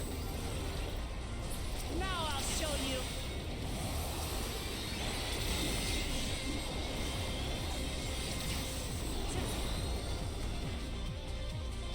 Those are just here and just past those bots on the left, which is going to have a weapon.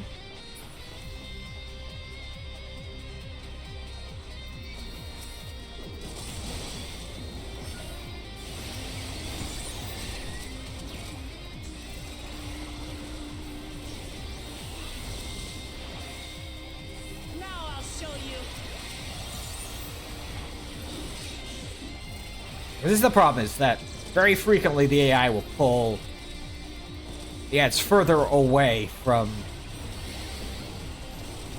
the rifle mob that you want them to actually be, getting closer to.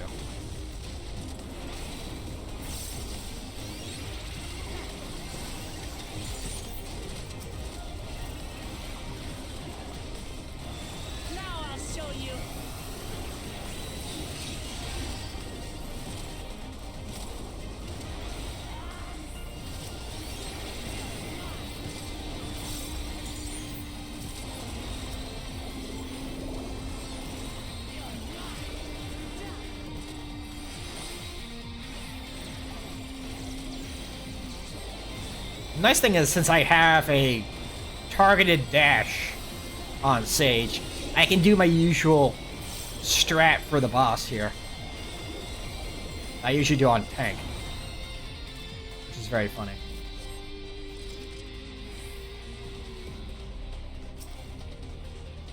Oh. I thought it was supposed to be a weapon. Oh, right, no. If you're not doing a trust. If you're doing this with people, it's a weapon and another item. That was my mistake.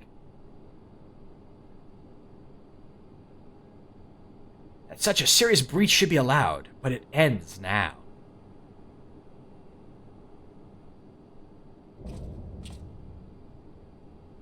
I don't want to be skinned.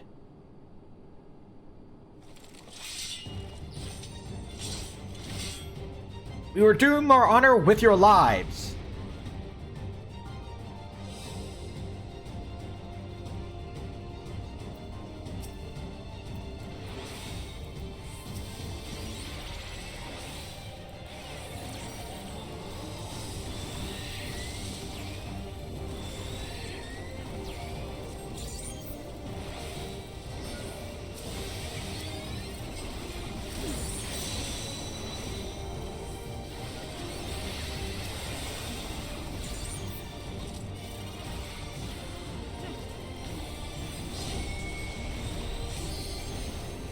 This mechanic is gonna be is very important for his fight. He slashes the line and it blasts that half of the map.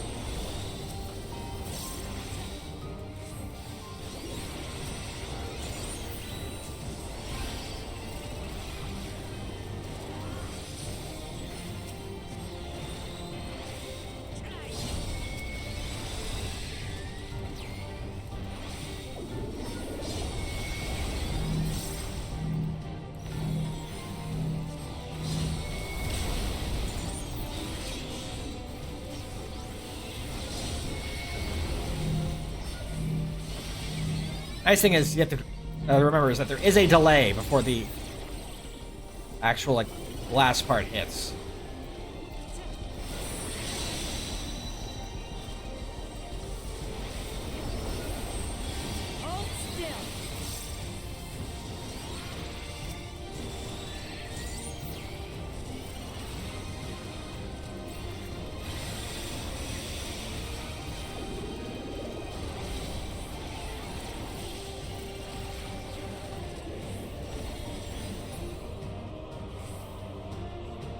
Nice kind of downtime while he pulls the same thing Zarool Ja did. Do you think he watched our fight? Because that's the room where the second boss is. And that second monitor. The middle monitor there. Oh man, can you imagine watching a stream on these things? Oh, right. He's not done yet.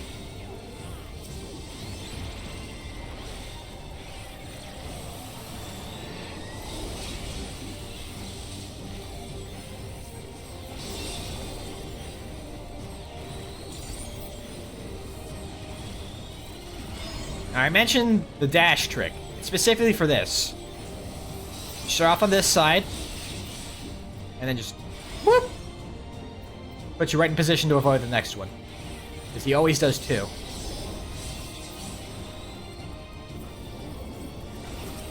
Tanks get a second dash, so you can be in position for both.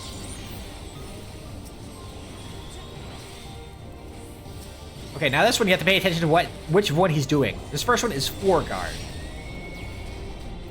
That one's a rear guard, so he's gonna hit behind him as he slashes.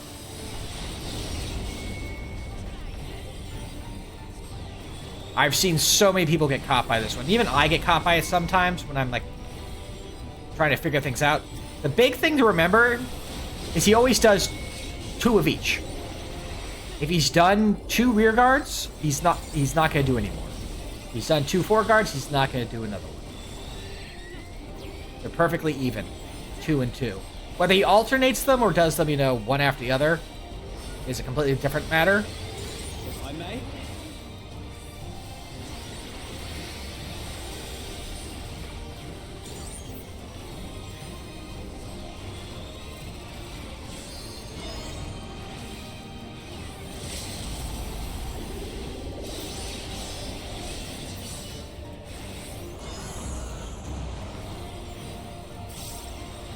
Oh, I think you completely beefed that one.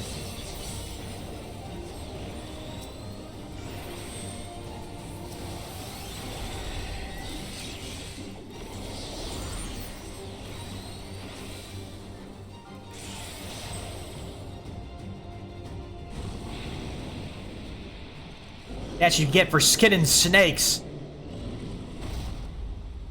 You joik.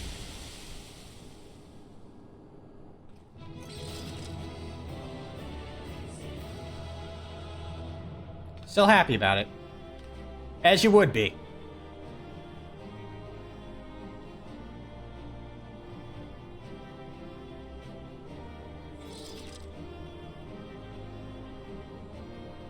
Oh, I got a jacket if you like. Check it out. Check out the rad jacket.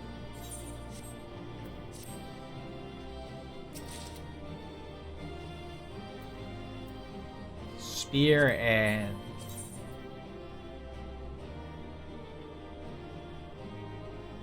that's certainly a look. What kind of look it is, I'm not entirely sure, but it is indeed a look. What can I toss around? I'll wait until we can get somewhere we can glam over it. Put that on afterwards. Right. I was gonna do something else. I was like, right. I finished spirit bonding, so yank them out of all these bits and pieces here.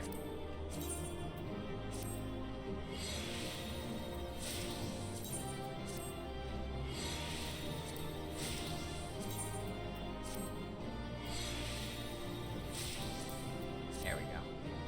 All good.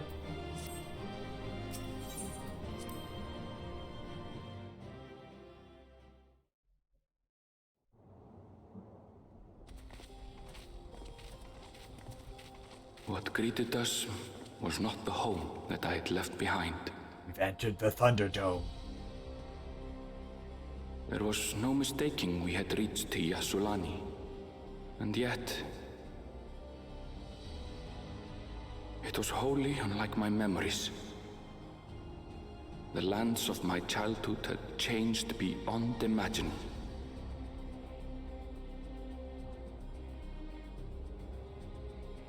To where had I returned?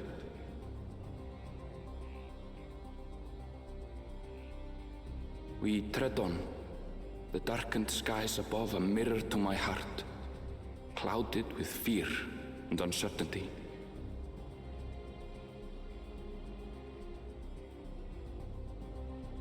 How bizarre. This cannot be Shaaloani, can it?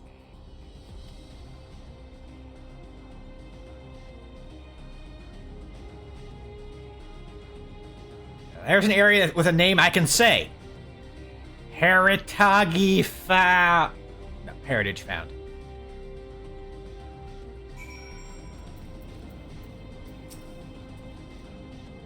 I was prepared for something strange, but this, it's like another world.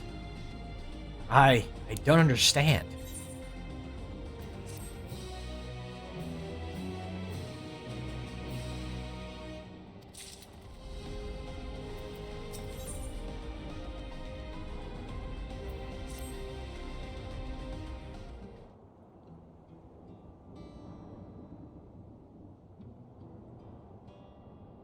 Doesn't make sense. That tower, was it always there?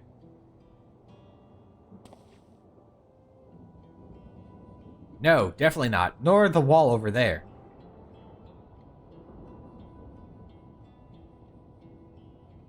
Material's not something we use in Taral. It's closer to what we saw at the gate to the Golden City, or those mechanical soldiers. Such a massive structure couldn't possibly have been built in so short a time. Then I'm inclined to assume we've been transported to another location. Or perhaps... Well, speculation will avail us not. We need to learn more before we can draw conclusions. Let's take a look around, then.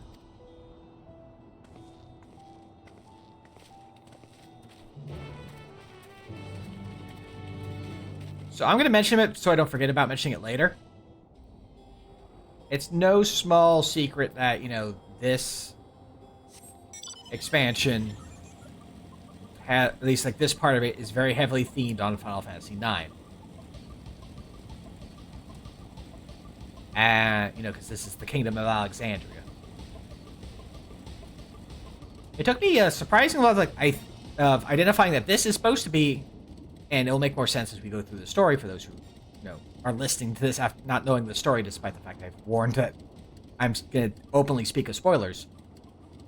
This is like a technological version of the Ifa tree. Even though there's a side quest later that mentions that there's an Ifa tree. Like a normal Ifa tree, this is the mechanical version of it. It's like a train station, doesn't it? That must be Shaaloani Station, where the passengers disembarked. Then perhaps we'll find someone to talk to there. Let's go and investigate. I should be able to apply my glamours, because if it counts as a sanctuary, like a rest area, basically.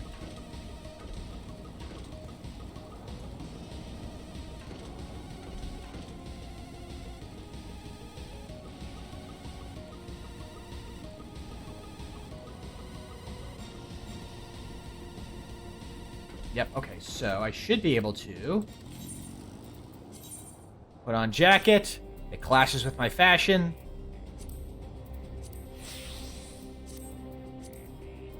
Fashion reinstated.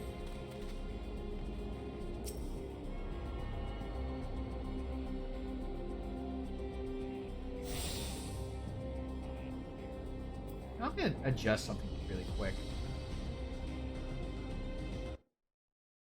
Sorry, I'm just doing an adjustment here.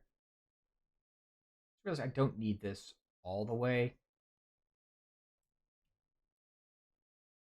I'm hiding the chat here just in case people are saying stuff that we don't want, visible.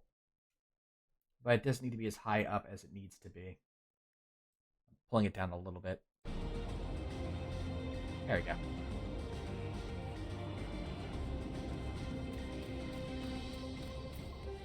Oh, so notice that we know that we had just hit 97.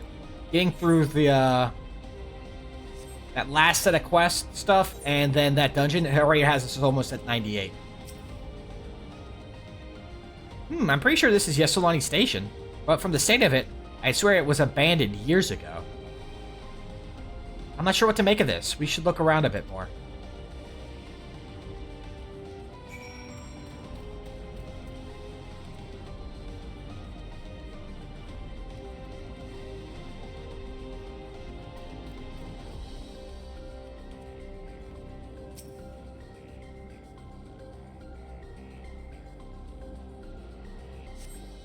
The building is a rotting husk. It has clearly been many years since anyone lived here.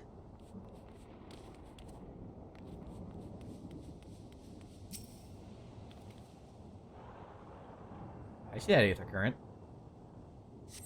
The tracks are heavily rusted. It would seem they haven't been tended to for a long while. Over yonder is an aether current.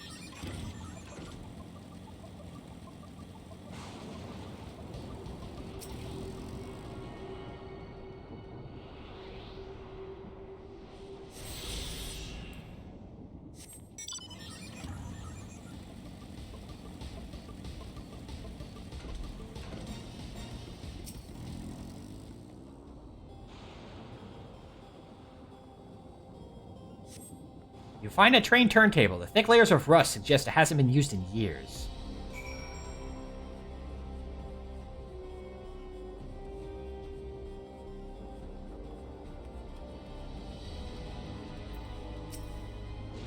Finished poking around, have you? Let's gather everyone then. I want you all to take a look at this. It's another robot!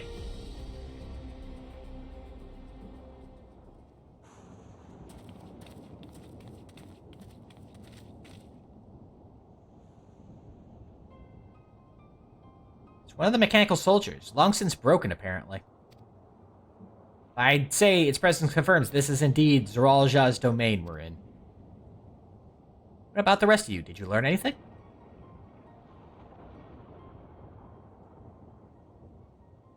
So all evidence suggests this is Shaaloani Station.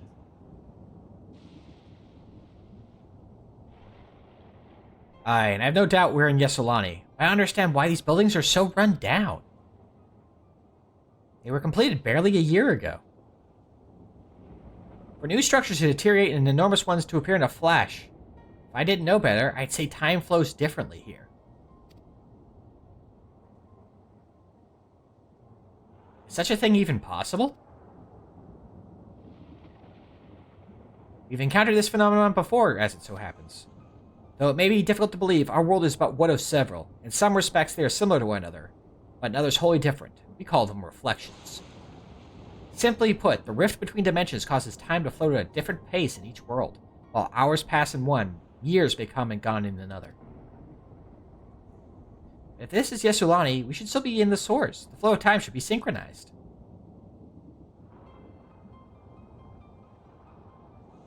I'm not sure I follow all this talk of reflections and dimensions. But if Aaronville says this is Shaaloani, then it must be. Your village is a little further along, right?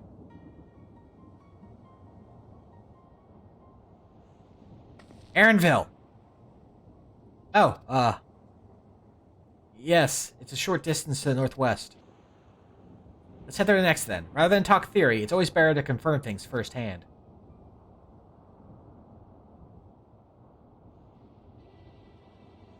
May I be of assistance? It's still functioning? But yeah, the tank and maiming armor is basically this, including the goofy helmet. It doesn't seem hostile at least. Perhaps we can ask it some questions. Can you tell us where we are? No. Unable to confirm credentials. Please present citizen identification. Unable to confirm credentials. Confirm. Confirm. Confirm. Confirm. Seems it's broken after all. 2 strange by half. Let's leave it be and get going.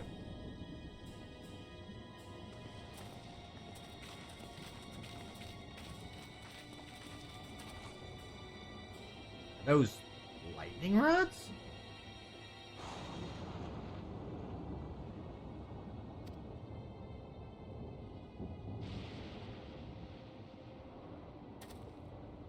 Would you accompany me for a moment? There's something I wish to investigate.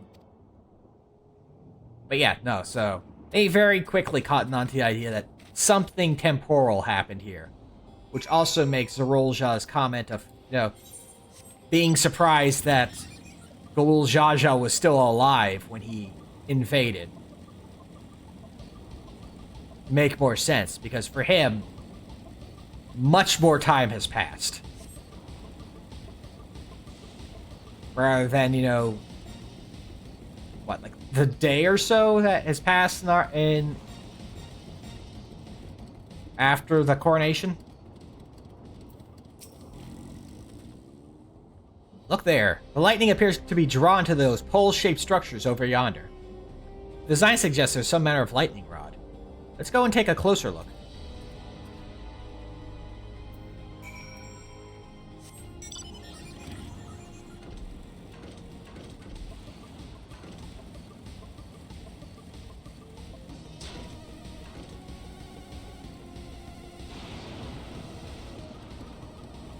That's a well-timed lightning bolt. I can't angle it up with him with me locked onto him. This material appears to be the same as that used in the mechanical soldiers and warships. On closer inspection, it appears to bear fine etchings, rather reminiscent of arcane runes. These, I suspect, they're not merely decorative. I would posit it's used to harness lightning as a source of energy. Quite impressive technology. I'll share this observation with Y'shtola. For a blessing, the dome doesn't appear to interfere with link pearls. Thanks for accompanying me. Let's head to the village and find the others. I was trying to get a good shot of that lightning blast.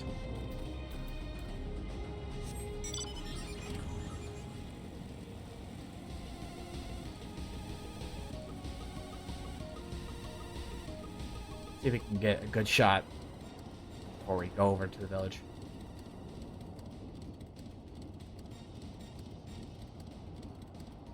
You gonna? Yes, no, maybe? There we go.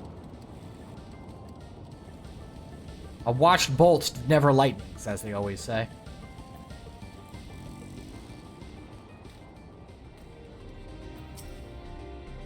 What in the world?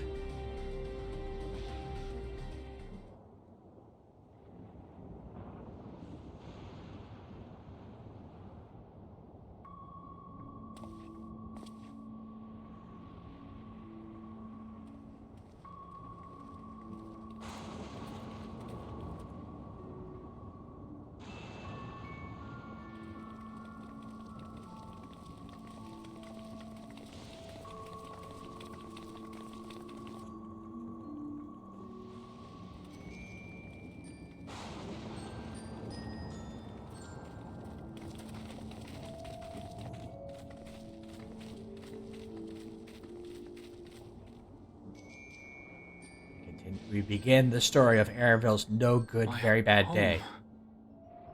It's in ruins. But why? What happened here?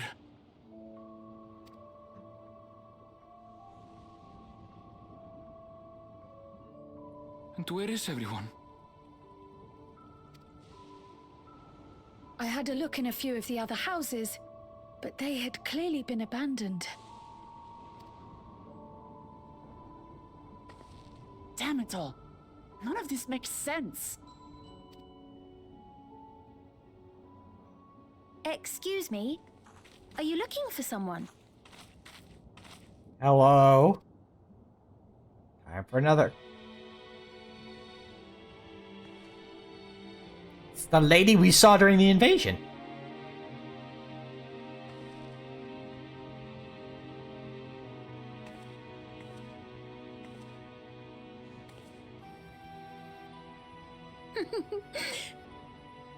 I apologize for giving you a fright. However, I did have reason to keep to the shadows.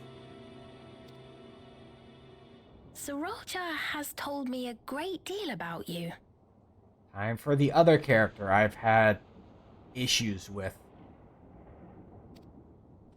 Zarool Ja? Greetings, and welcome to the realm of Alexandria. I am Sphene, the Queen of Reason. Hello, Sphene. Queen of Reason? If you are the Queen of Reason, is there perhaps a... Yes, if you mean to ask if there is a King of Resolve. Zarool Ja holds that title, and together do we reign.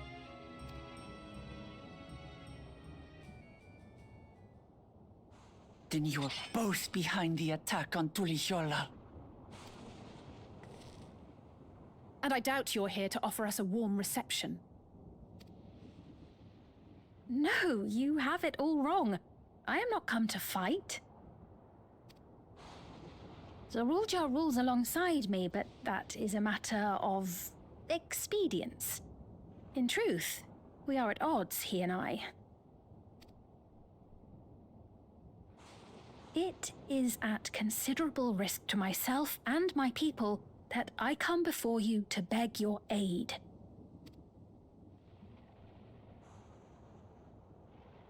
Our aid? I'll admit I cannot imagine King Zarool Ja is keen to share and share alike. But if what you say is true, you're still the queen.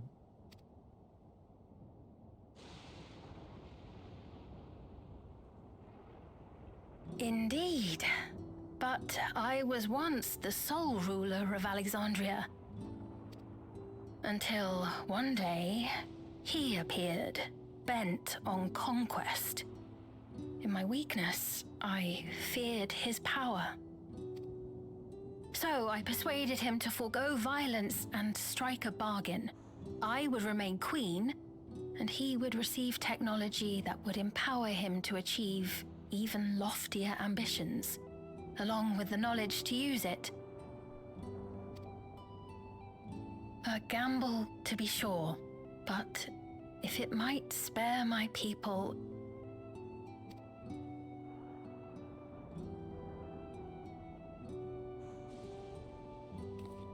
If I may, the dome surrounding these lands was erected but recently. How is it he was able to not only invade, but instate a new system of leadership in a mere matter of days?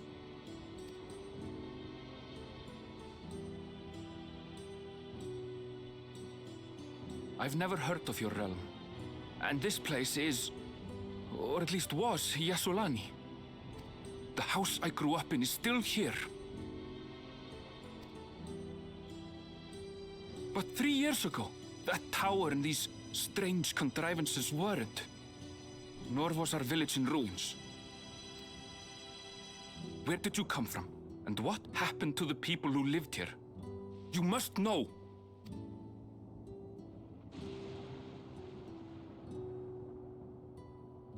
I realize how confusing this all must be.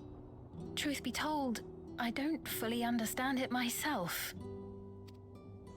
What I can say is that one day, people from your Tuliyollal suddenly appeared here in Alexandria. Or perhaps it was we who found ourselves in Tuliyollal. Until but recently, we were completely unaware of events taking place beyond the barrier surrounding our realm. Does this not remind you of the Crystal Tower? How after the 8th Umbral Calamity, we devised a means to transport the Spire across time and space from the source unto the first. Granted, this is on a much larger scale, if that is indeed what has happened. Not only the people and structures, but also the surrounding environment. Yep. Rather than a crystal tower, it's a mechanized infantry. Regardless, the people of Lakeland perceived the arrival of the Crystal Tower much as the Queen describes her own experience. Sudden and inexplicable. Well then, you appear to have a better grasp of our circumstances than we do. Indeed, more than I dared hope. In which case, a closer examination of the effects of this phenomenon may afford us more insights. Allow me to take you to the outskirts. A number of the Shaaloani live there as well. Perhaps your acquaintances are among them. Hold on. If we accept, there's no guarantee we're not walking into a trap. But if we're to defeat Zarool Ja, we need to understand how he grew so strong. Besides...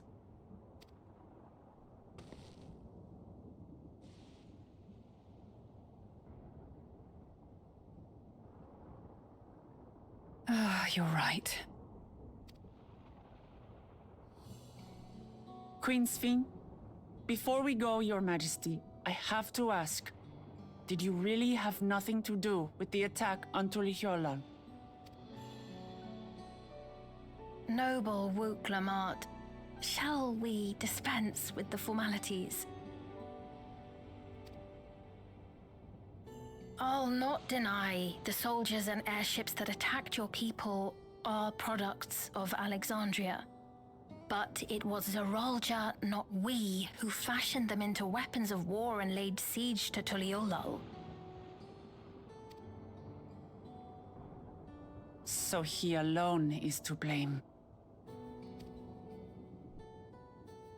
No, I may not have prosecuted this war, but I nevertheless bear responsibility for it. Perhaps. I know next to nothing about you, let alone what you've been through. So by all means, show us around. I think we'll learn a lot from meeting your people. I do appreciate Wook Lamont was initially kind of cautious of random, Wonderful. If you would follow me. bizarre-looking stranger who had apparently been following them around.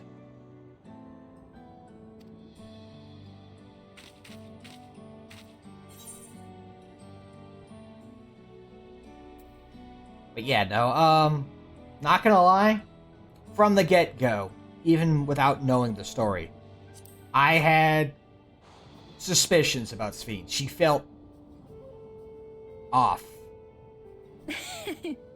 Is that concern or suspicion? Yes. If things should take a turn for the worse, might I call upon your aid?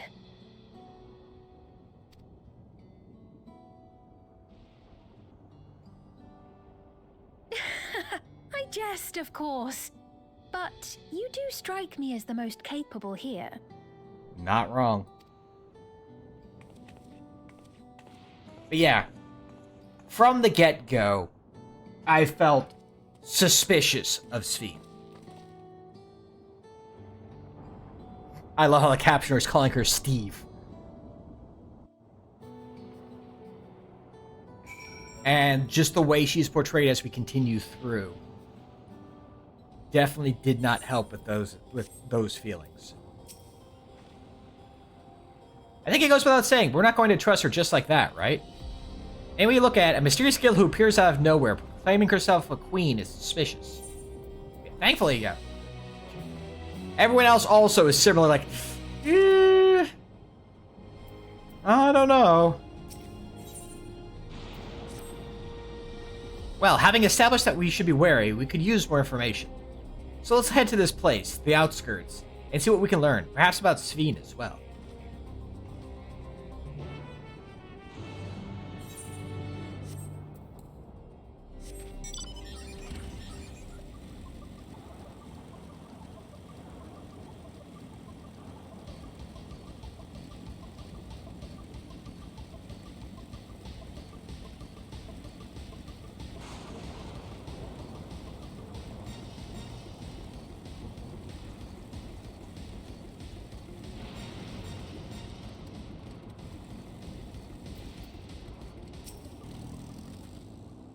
I trust you have similar farming facilities in Tyrol?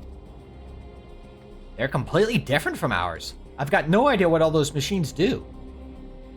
We settled on this approach after some trial and error. The Tyroli have their own methods of farming, which they want to continue employing. But the environment makes it challenging. There's too much rain and not enough light. Thankfully, the use of electrope has allowed us to fortify the buildings here, as well as provide what nature cannot. Ah, here we go. Talk of electrope. Electro what? Electrope. It's a material we've used for myriad devices and applications. A topic for another time, perhaps. If you would follow me, we're nearly to the outskirts.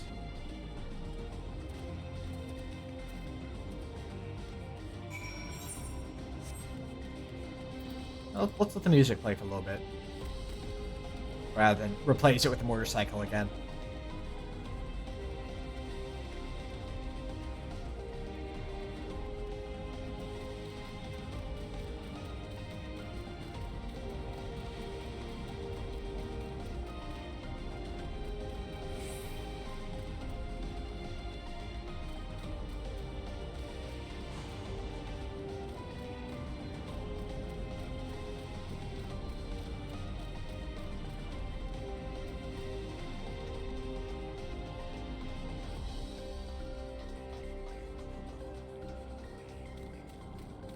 Called again, very reasonable names that are much easier to pronounce for me, like the outskirts.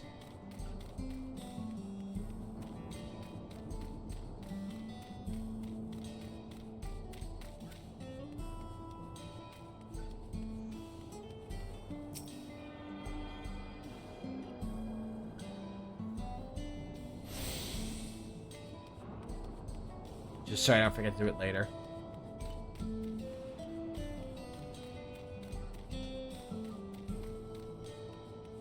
Would hate to just get caught up and forget about it and need to teleport back like before. Like, oh, forgot to grab it. Also, the capture is frozen up. It'll fix itself eventually.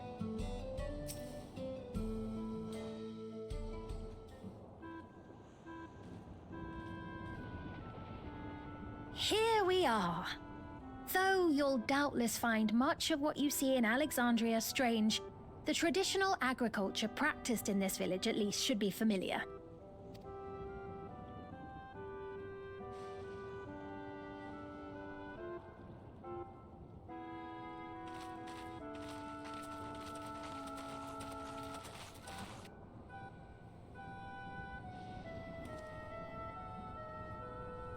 Queen's Fiend?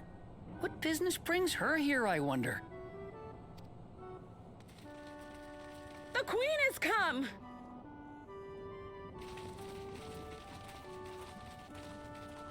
She's here! She's here!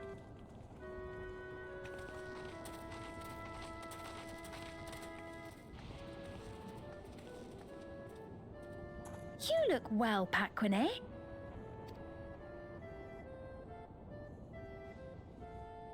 And Catogne, I see you've already taken to your new position. How can you tell? What new When position? she introduced herself as queen, I was expecting someone colder. Honestly, she reminds me of you, Lamachi. Okay. Pause here. This will be a running issue for me.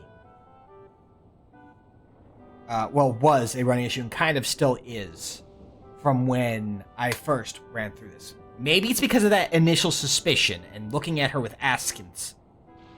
But they seem to try to do a lot of comparing her to be like, oh, she's just like Woklamat.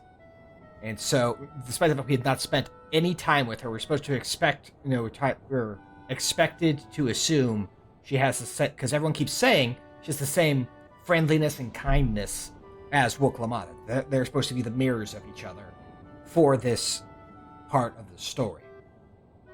The problem is, as we go through here, I don't think they establish that well through showing.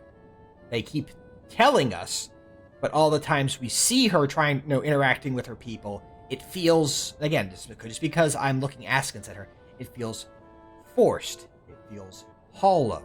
It feels off. There's a lot about her that felt off. If that was what was intended to lead for what, the reveals that happened later, good job on having that underlying current and sticking to that. But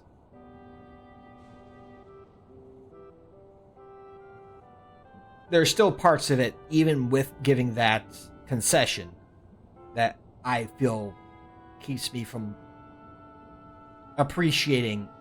I can't say like appreciating Sphene as a character. I guess is the best way to put it.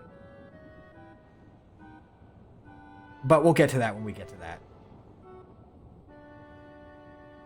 Also, Captioner started and froze up again. Must be all the lightning. The lightning is screwing with Captioner. It does not know how to handle this. I knew I shouldn't have made a Captioner made entirely out of Electrope. Me? It's only natural for a ruler to love her people. She says this, but again, like, we don't see her show that love. I'm just gonna say that right now. And I should like to know them as Or at best least I not in the can. way that works for me. Even the most trifling details. The more you come to know them, the more you grow to love them. Who they are and what they've built. Yeah, they're very obviously trying to draw parallels between Wuk-Lamat and Sphene. That's it. Beautifully put.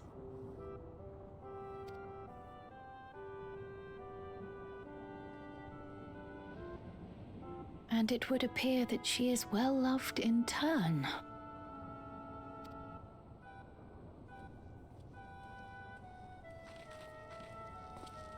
Your Majesty, you honor us with your presence. I love presents! And who are these fine people? Tuliolol's vow of resolve Wuk-Lamat and her companions. They come from beyond the barrier, but you needn't worry. They are good people and are to be treated as my honored guests. The rumors of a link to the outside are true, then. Wuk-Lamat is still so young. Oh, where are my manners? I am Popone, a leader of sorts of the people living out here. Popone? That has a Tonawautan ring to it. Right you are. I take it you hail from this region as well? Teshpiani, perhaps? Yes, I do. I don't suppose you know a woman by the name of Kafkiwa? Kafkiwa? I'm afraid I'm not sure if I've ever met someone with that name. Oh. Mother isn't here.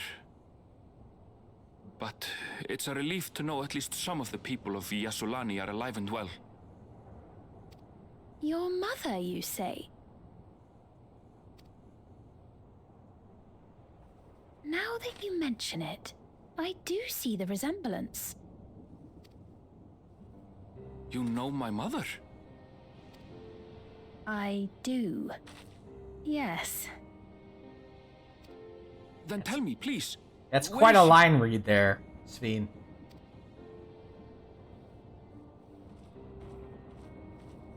I cannot say. Not here, but I promise I will in due time.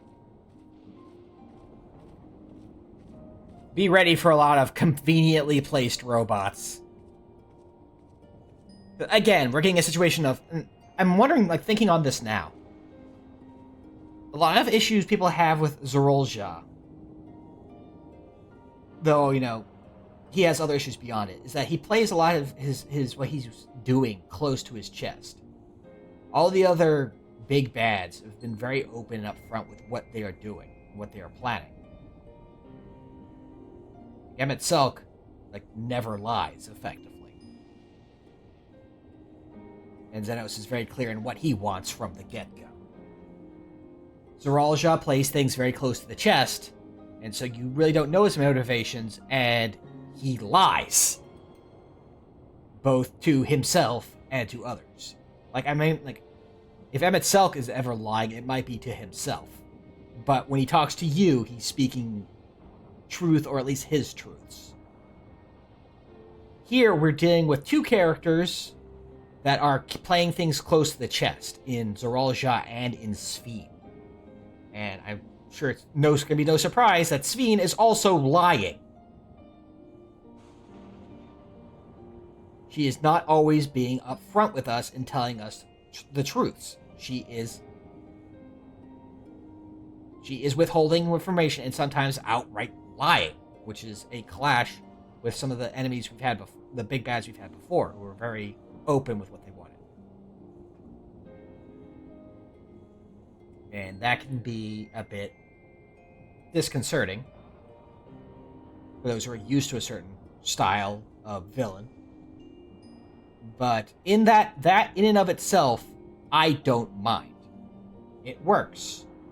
But again, there are still other parts of the character for both Zarool Ja and Sveen that don't sit well with me.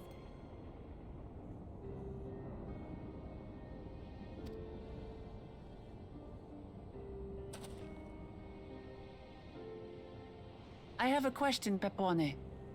Do you recall what happened the day the dome first appeared? The barrier?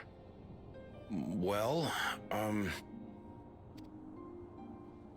I remember fixing a shelf that had collapsed after a terrible earthquake. Then the ground began to tremble.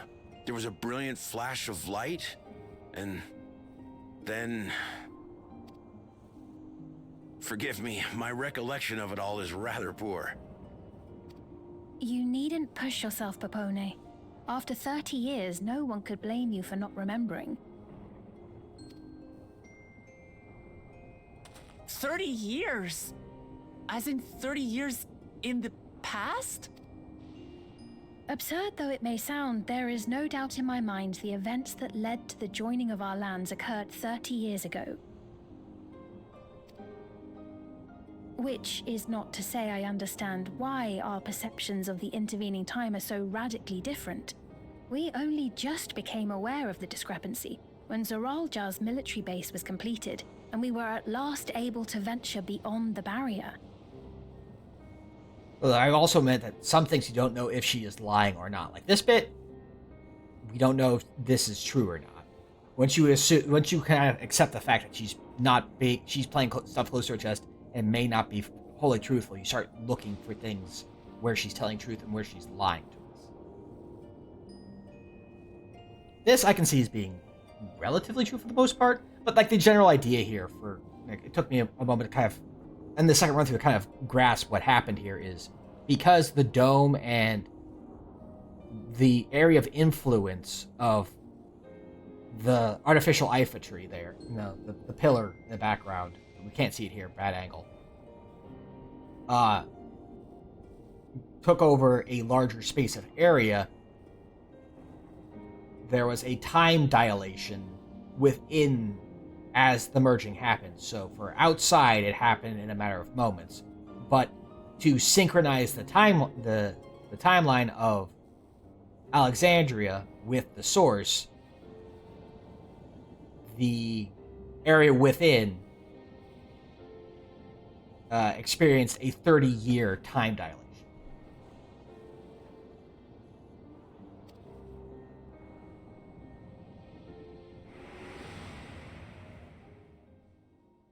I believed you long dead. To have the chance to kill you myself is an unforeseen blessing. There you go. That's why he said that, because it's been 30 years for him. So if he was 20... 30 years? Little wonder Zarool Ja assumed our father had already passed away. Yeah, so like Zarool Ja was like 20 or even in his 30s. That puts him in like 50, 60 at this point. When he matched up again against his father. 30 years of level grinding. It's not unlike how time passes differently in the First and the Source. the fluctuating space of the rift between them disrupting temporal equivalence. Perhaps the same holds true here, and time flowed faster within the dome.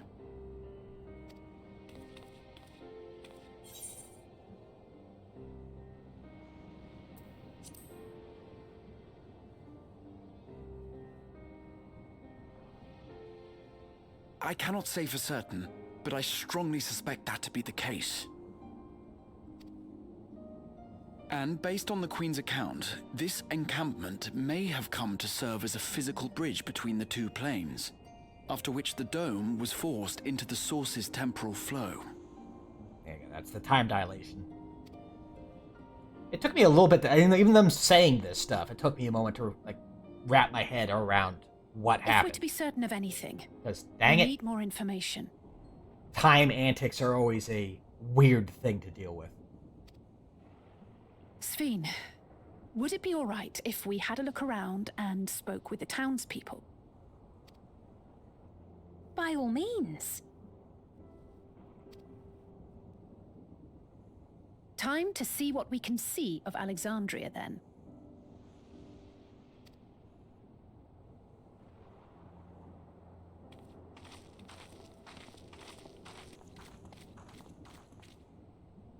And its people. I may yet find familiar faces among the survivors from Shaaloani. Even if I don't understand the half of it, I would learn more of this place before we confront Zarool Ja. Perhaps you'd care to see how we make our living. Though we have always prided ourselves on the use of traditional Tonawatan farming methods, the use of electro-fueled technologies has led to countless agricultural innovations. I would join you as well. I'm also here. Please, you needn't trouble yourself. It's no trouble at all. And I promise not to cause any manner of distraction. Reassuring words, or they would be had I not heard them countless times before. Very well, but do be careful. Of course. I shall proceed with the utmost care. Now then, if you two would follow me, we can begin the tour.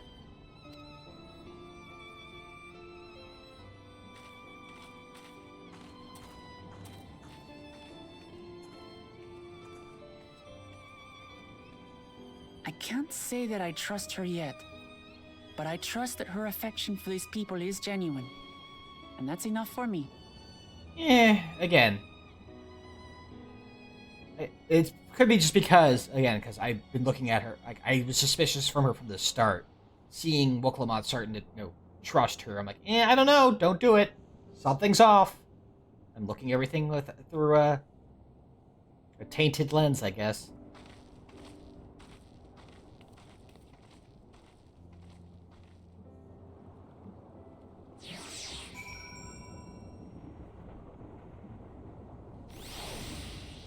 I need to step away real quick. Something's, gotta check on something real quick. Be right back.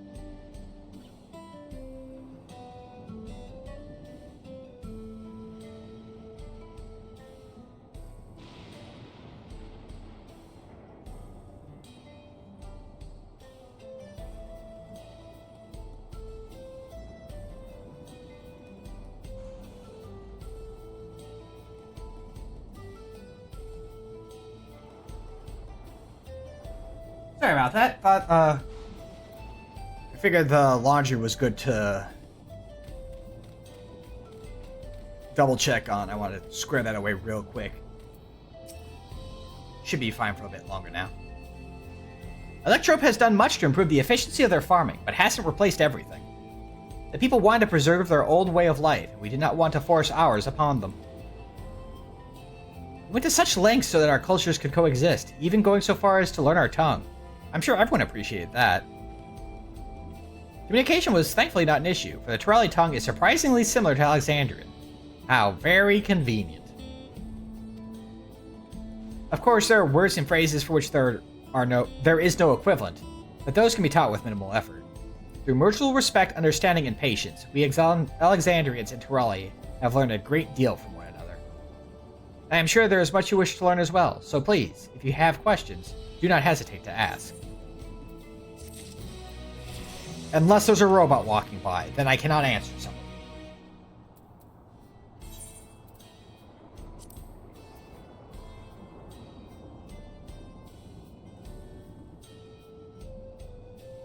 It makes the regen last a bit longer. That's nice.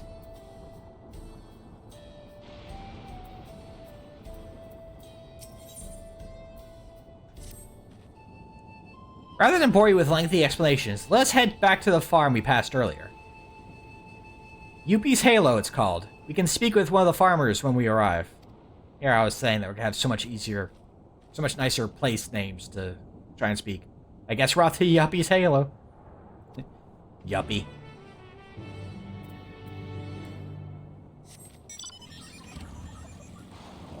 Grab this. It's gonna bother me otherwise. Nice bike! Mine's cooler. Yeah.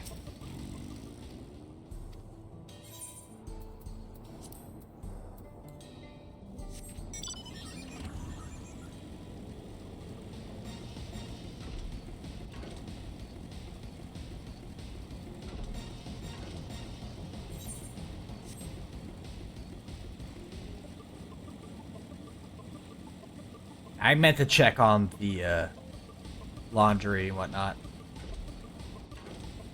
during the previous kind of ad period, but that was the whole Savine scene, and then I realized that it had happened. I'm like, okay, well, I could have done it just then. I don't know why I didn't. Just didn't think about it, I guess. It happens.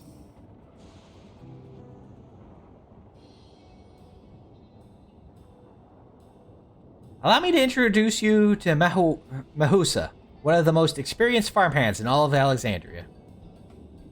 She's well-versed in myriad farming techniques. Indeed, the wealth of knowledge she has shared with the other farmers is what has allowed this place to flourish. Queen Sveen, to what do I owe this sudden shower of praise? My apologies for the interruption. I come with guests from beyond the barrier. They wish to learn more of Alexandria, and so I invited them to see how our crops are grown. I do hope that's right. That's all right.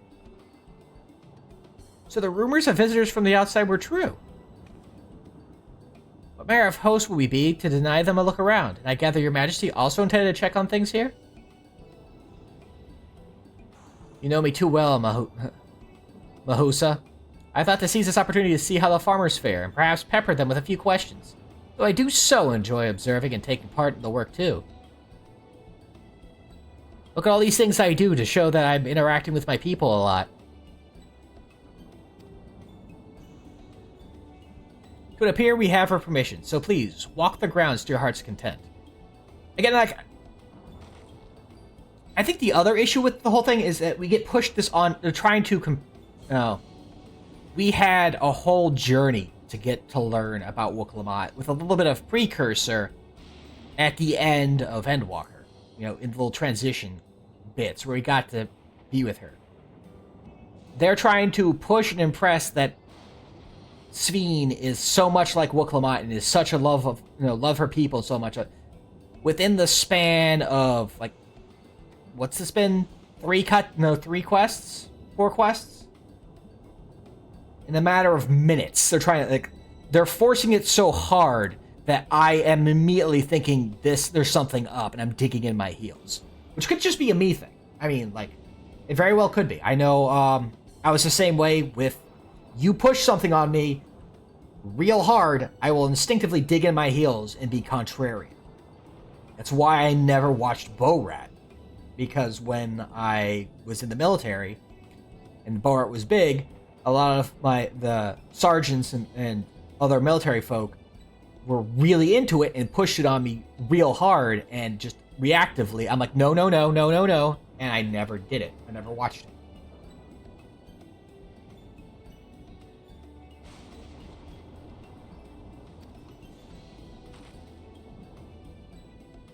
Don't misunderstand. I'm not the suspicious type, but given our positions, it would make sense for us to go around together, wouldn't you say? A fair point. But be sure not to let me out of your sight. I shall remain under Wooklamat's watchful eye. Pray, come find us after you've seen your fill and spoken with the other farmhands.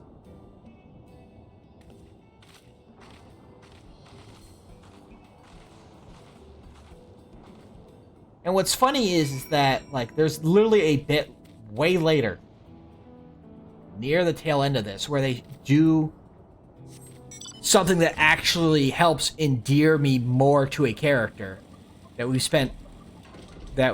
simply spent very little time with. And while it shows that they could manage it in a way that works for me, but they just don't with Svi. Light levels appear to be fine. As for the power source... You wish to know about my job? I tend to the fields mostly. Watering the crops, keeping the soil fertile... Fertile? Keeping the soil fertile, and so on. It admittedly took some time until I fully understood how best to carry out my duties. I also manage the lamps we use in the fields. We do our best to keep everything up to code, but should they ever start to malfunction, it's up to me to fix them. The land and sky being what they are, ensuring a rich harvest makes for constant work. But honestly, I enjoy how involved the process is. Both my parents being Alexandrian, I didn't grow up knowing much of anything about farming. Every day is an opportunity to learn and grow.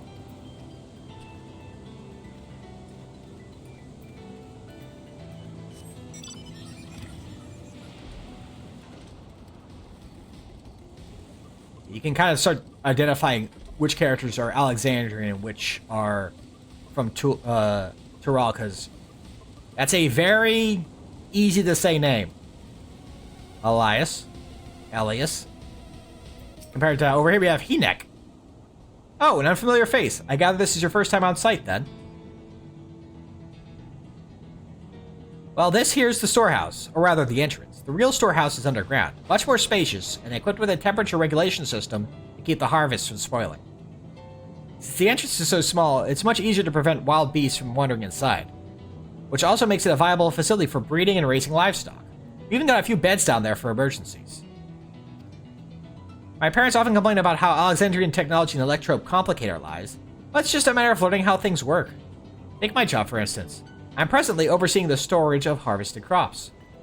They'll be taken up to the tower for processing, and from there they find their way onto every dining table in Alexandria. The work is hard, I'll not deny, but I take great satisfaction in what we do. Sad part is we never get to go into one of these. So he's saying there's all this stuff down there in this bunker refrigerator, but we never actually get to go down in one. It's a shame. I hope we do in the future. I think it'd be neat. Dodos! Yeah! Anyway. They're saying that you and yours are visitors from beyond the barrier. That true? So it is, which means we're connected to the outside world again. Not that I have a desire to leave, mind you. I'm quite content with life here in Alexandria. But setting that aside, you're here to observe our work, right? As you can see, I'm in charge of livestock. Here at Yuppie's Halo, we produce not only fruits and vegetables, but also meat, poultry, and eggs. Tending the animals is an absolute joy, but I have to be careful not to grow attached. It's always a little sad when they're shipped off, but a job is a job. Well, I need to get back to it, but it was nice talking to you. Please give my regards to the Queen.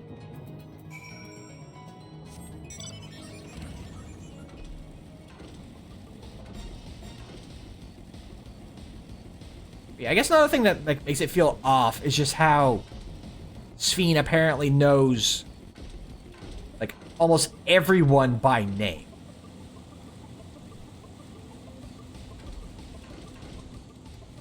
Like, I doubt Wuk-Lamat could do that for her nation.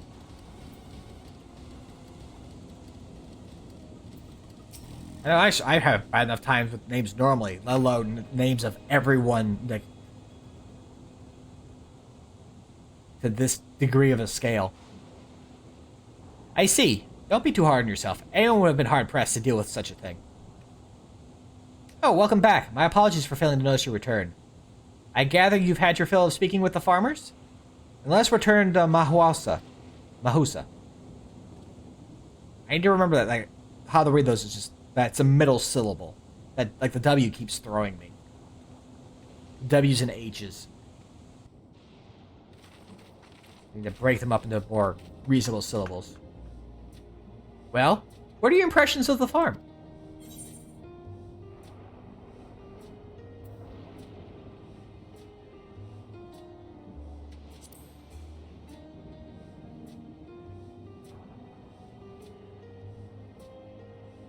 A curious observation. Do you not love your own work? Not really, honestly. Oh, but I jest. It's true that the people of the outskirts seem the most fulfilled. Anyways, they take to their duties with good cheer. Always, not anyways. And what did you think of our little tour, Lamati? What did you call me? Was that inappropriate? My apologies. I heard the others call you by that name, and I thought... No, it's fine. As you said before, we have no need for towels and formalities. I don't know, Wuk-Lamat. That's, an indication that you're seeing someone as family. Letting her just do that, just use it. Be like, hey, that's actually kind of a very personal term. Please don't use it. And maybe allow her to use it later once you go more comfortable with her.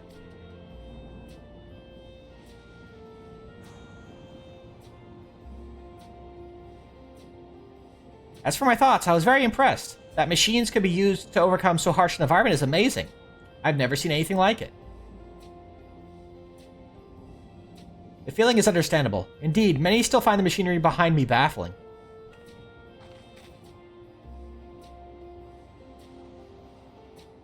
It's a system that controls the distribution of water for the fields and livestock. It's been acting up lately, though. Acting up, you say? You needn't worry, my queen. It happens fairly often. Put simply, it's taken in water that has a strong lightning charge. We think some creatures have become charged up with the energy, and they're releasing it into the river we use as a source. The system would return to normal if the creatures were dealt with. I'm reluctant to beg it of the army.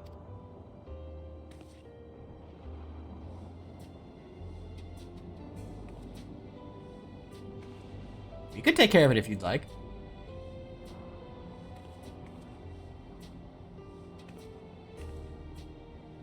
It's most gracious of you to offer, but it's much too dangerous. Oh, it's no trouble for the vow resolved with Tuliolal. Regardless of how the relationship between our nations may develop, if there are people in need, I want to help. Simple as that. And Yaganji is even stronger than I am. It shouldn't take us long at all. Then very well. I gratefully accept, but please take all care.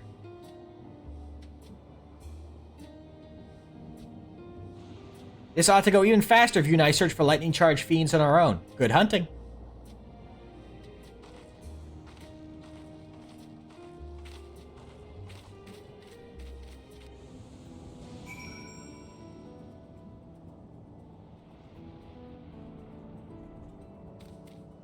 I feel like Savine could have offered... Surprised Savine didn't offer to, like, oh, don't worry about it, but she doesn't control the military. That's a Zarool Ja thing, so... She can't promise what she can't deliver.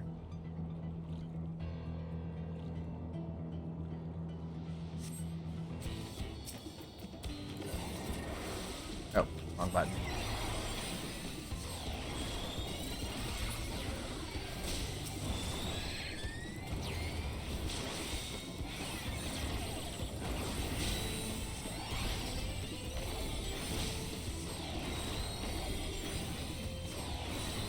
Let's laser this Thunder Spirit. We'll be fine. Don't worry about it.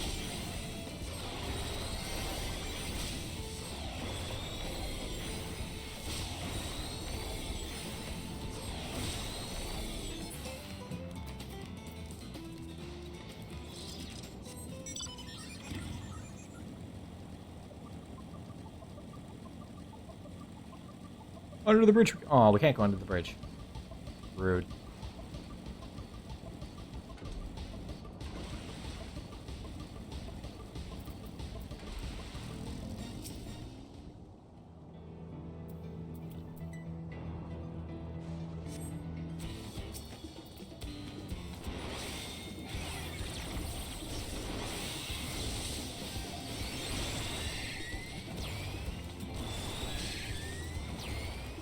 Is it weird that I feel like Phlegma and Toxicon should be off global cooldowns and don't set off your regular cooldowns?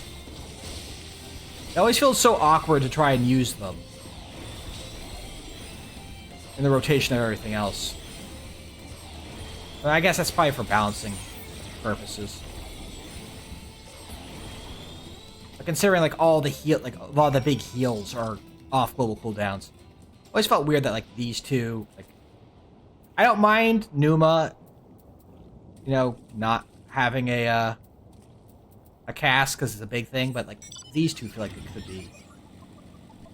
It feels snappier if they were off global cooldowns. You kind of rotate them in easier and not feel it as clunky. Something I felt a while with Sage, actually. Ah, you're both all right. Thanks goodness. Also, again, like, making that adjustment now when it's in the weakest place may not be such a bad thing to do. You really needn't have worried so much. We barely broke a sweat dealing with the fiends. They're all gone now. Of course I was worried. You're my dear guests. But thank you. We truly appreciate this. Indeed, with this, we won't have to ask Zarool Ja's machines for help. He's been making a concerted effort to bolster his forces, sparing but a fraction for the people's protection. He thinks nothing of our safety, unlike Queen Sphene.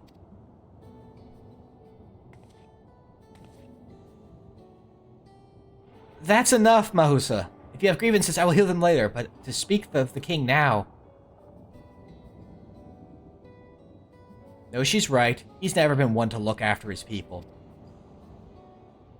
Anyway, thanks for letting us tour the farm. The folks here are delightful, and it was a pleasure to meet them. You couldn't have favored us with more uplifting words. My people are my pride and joy. And you never fail to let us know, nor how much you care. Again, being told. Of course, you're my precious family, all of you. Just insisting it really hard, and I think that's what's making me dig in my heels. So that's just gonna be a personal thing. You seem a good sort, Sphene, that I'll admit. But you'll forgive me if I'm not ready to lower my guard for the enemy queen just yet. You know, despite the fact I'm letting you use a name that only my family and closest friends get to use. For you to be called that, I dread to imagine what villainy your majesty has committed. Come now, this is no laughing matter.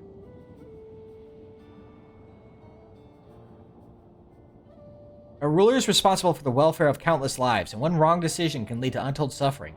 Failure is unconscionable.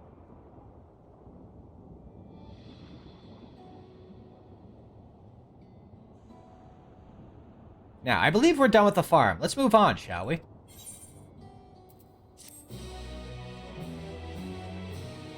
I suppose that's another sticking point for me regarding if she cares so much for her people. Why doesn't she try to do more to ensure that, you know, when Zarool Ja is having so many of his, you know, pulling so many resources away from protecting their own people, that she is seemingly just kind of letting it happen.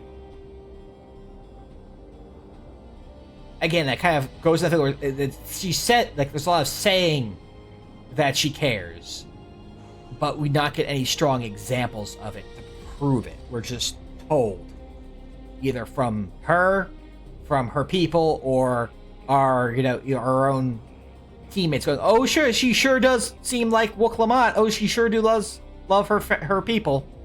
When we don't get to actually see acts of that, and that causes a dissonance that rubs me the wrong way. Perhaps we should head back to the outskirts. I dare say your friends will also have returned by now. My thanks again for dealing with the fiends. Come and visit us anytime. Like, if she had been, like, in this situation, it had been a situation where she should show, like, you know, like, she would have said, like, you know, okay, yeah, no, the army's, like, as an impetus to show her that she's been trying to get Zarool Ja to relinquish more of the forces to help protect the people. That he's pulling too many away. That might help kind of show that she's trying to help her people. But it's more on Zarool Ja more than her just kind of just sitting and letting it happen. Which I feel like it's a lot of what happens with Sphene. As we'll see. I feel like there's a lot of her just sitting and letting it happen. Do you hear that?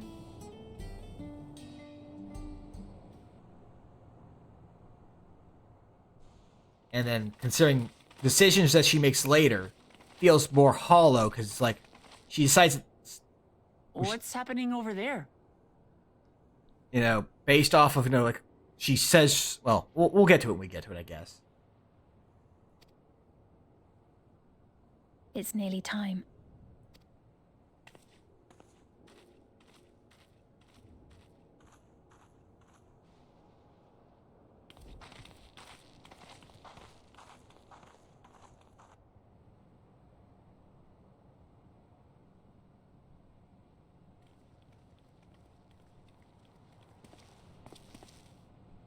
I'm glad you could make it.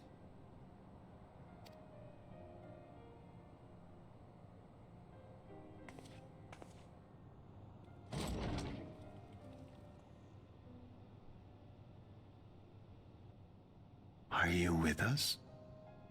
Queen Sphene has come to see you.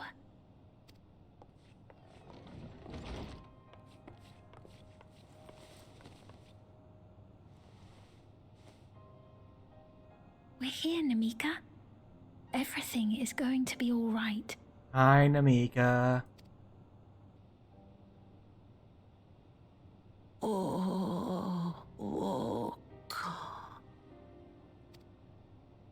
What's the matter, dear?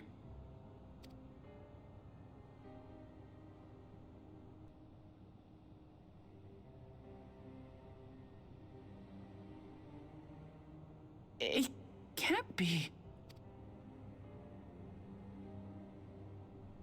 That's the bangle I gave to Namika.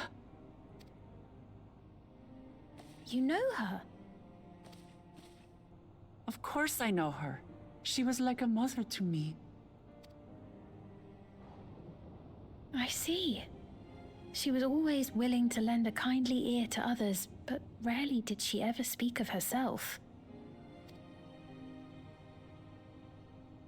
Is it really you? She must have arrived shortly before the barrier manifested. For us, it was perhaps days, but for her... 30 years. It's me, Woklamat.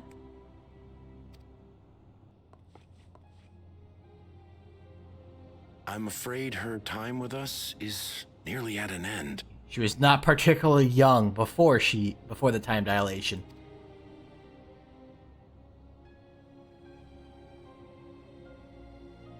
Has she no more soul cells? She always used hers sparingly, but at her age, it wouldn't make a difference.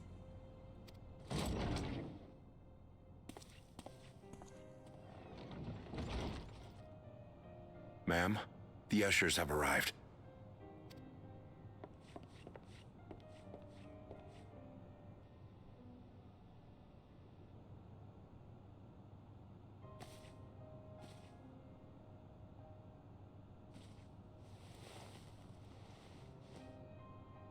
Thank you, Namika, for your many years of friendship.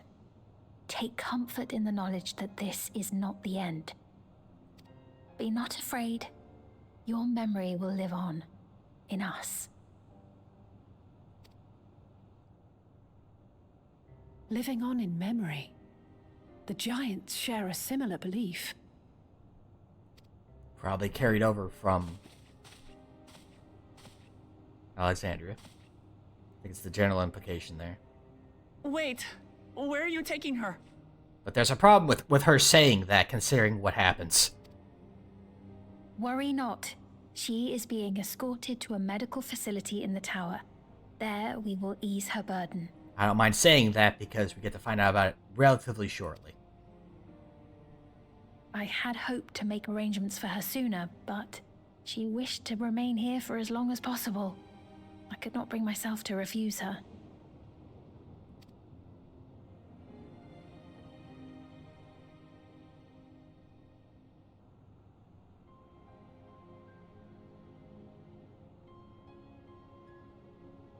Is there any way I might stay with her for a little while longer?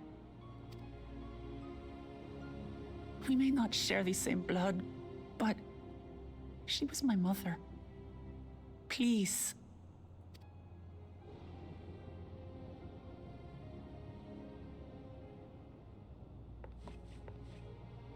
Let us give them some time alone.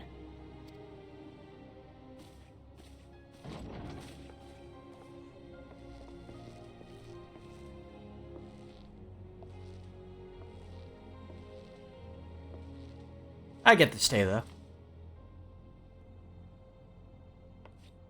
Never mind.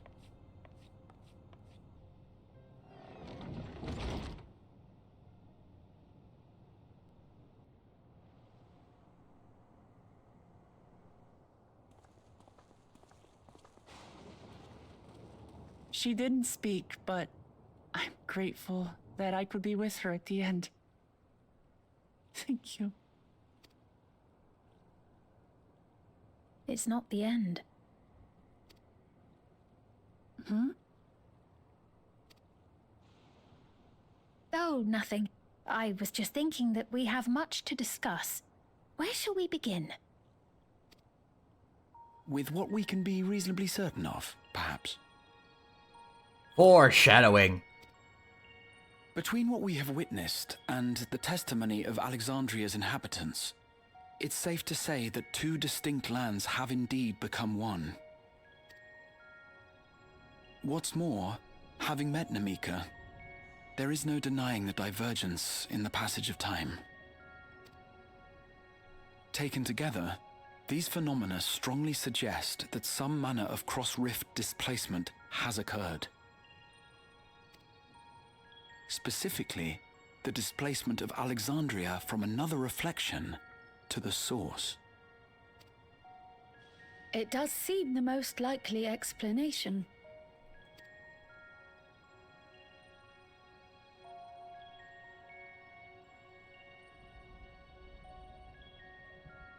What perplexes me, however, is the scale of said displacement.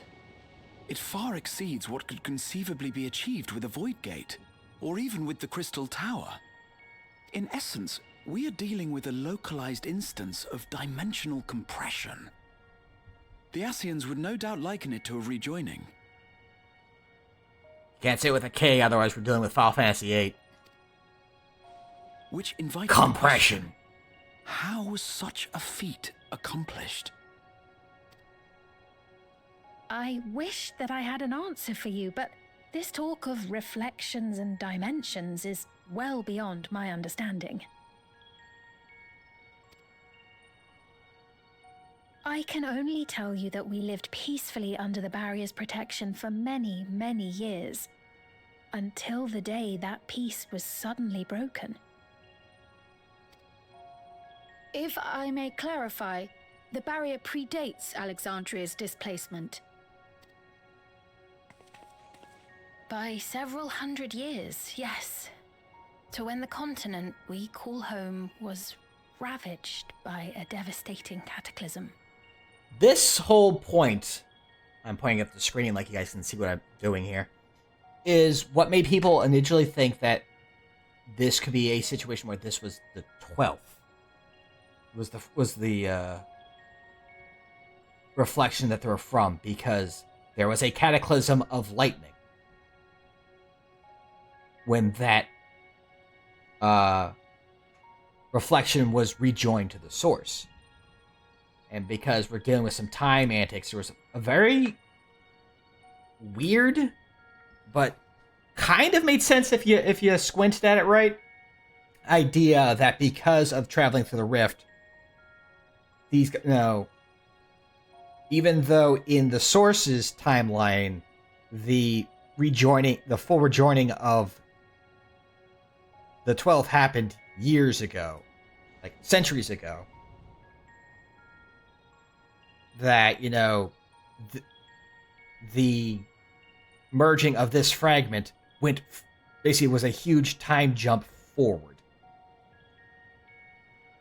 Though it was ultimately revealed that they're actually from a different shard, which makes sense to me because that means less time shenanigans, which I appreciate. We're dealing with...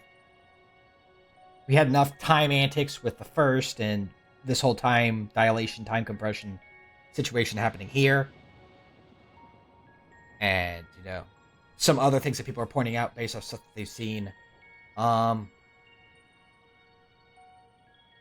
also, there are more reflections than there are elements, so it would make sense at some point that we would see repeats or multiples of the same element used in potential cataclysms, capital C cataclysms, on a shard, or on a reflection.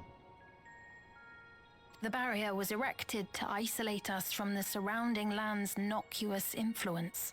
Because, this definitely makes it sound like a flood of lightning, which is what happened on the 12th.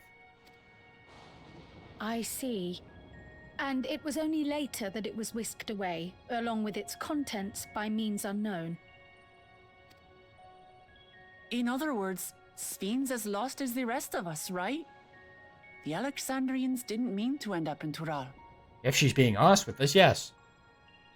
Again, I'm going to point out, I'm also looking at what she's saying a lot more closely now, because I was before, and by not nearly as closely now, with the foresight of what's she telling us. That is she being truthful? Is she withholding things? Or is she outright lying to us? I won't say which is which and give it all away, but I would say, definitely keep tabs on what she is saying, because we're going to get an example of her, something that she said that is, I guess not say a complete lie, but it's not wholly true either.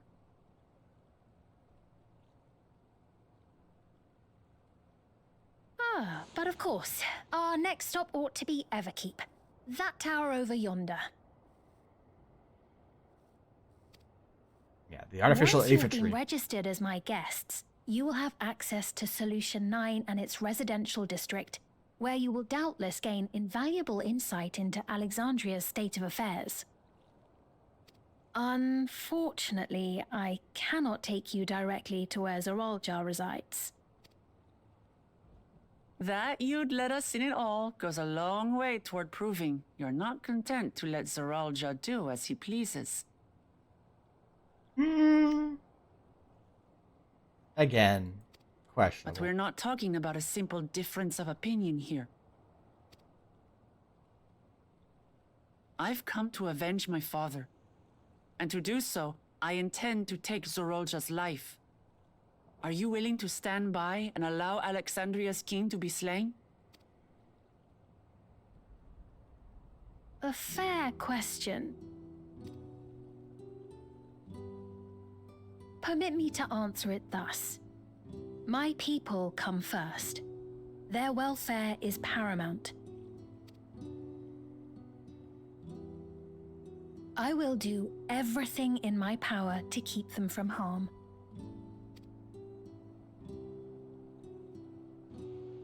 It is a ruler's duty.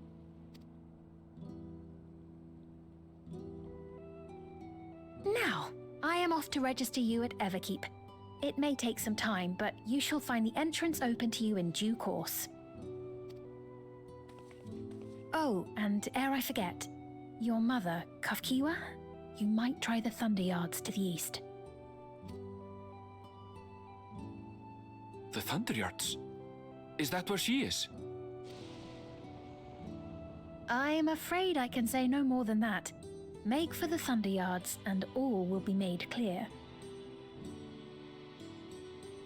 Again, withholding information. She might be over there.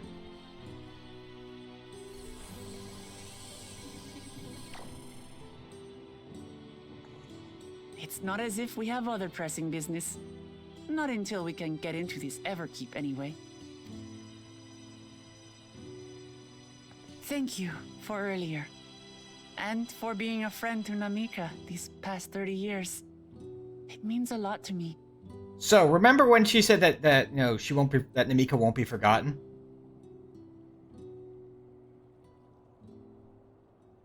Namika? I'm sorry, but I don't know who you mean.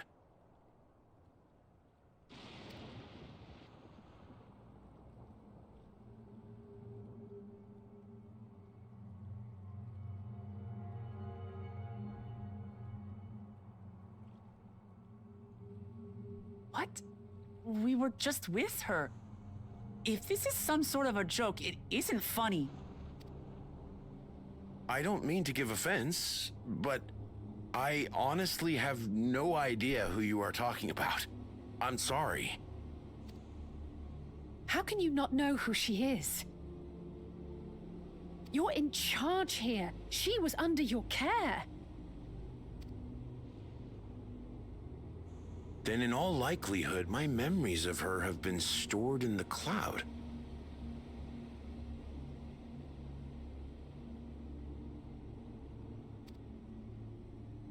And that doesn't bother anyone?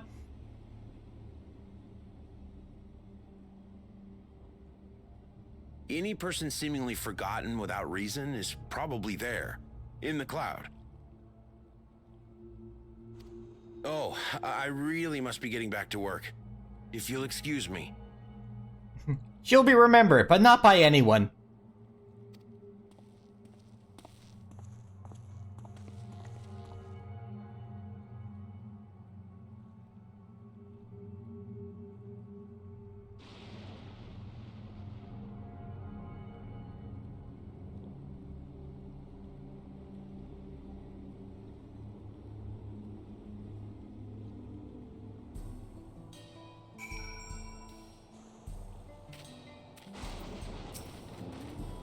What's going on? How could Popone suddenly forget about Namika? It's as if he never knew her. Could the same thing have happened to others as well, I wonder? There's only one way to find out. Let's make inquiries about Namika in the area. We can reconvene afterwards at the Aetherite.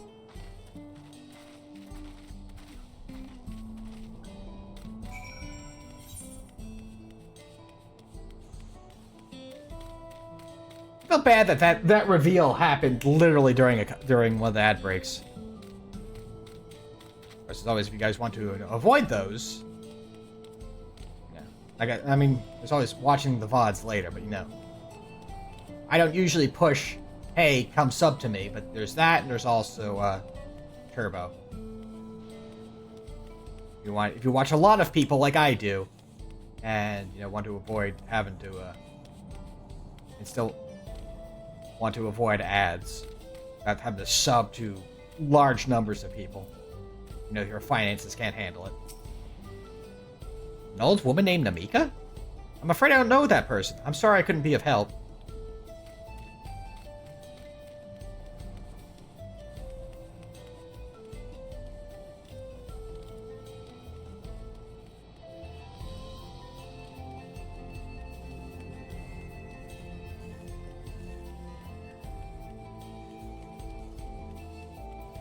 Over there, okay.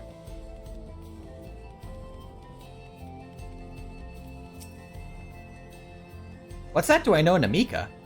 Never met anyone by that name. And I have worked at the outskirts for a good while now. If she spent time here, I would remember. You know, minus the part where we know they have the leader actively say that sometimes if someone doesn't remember someone.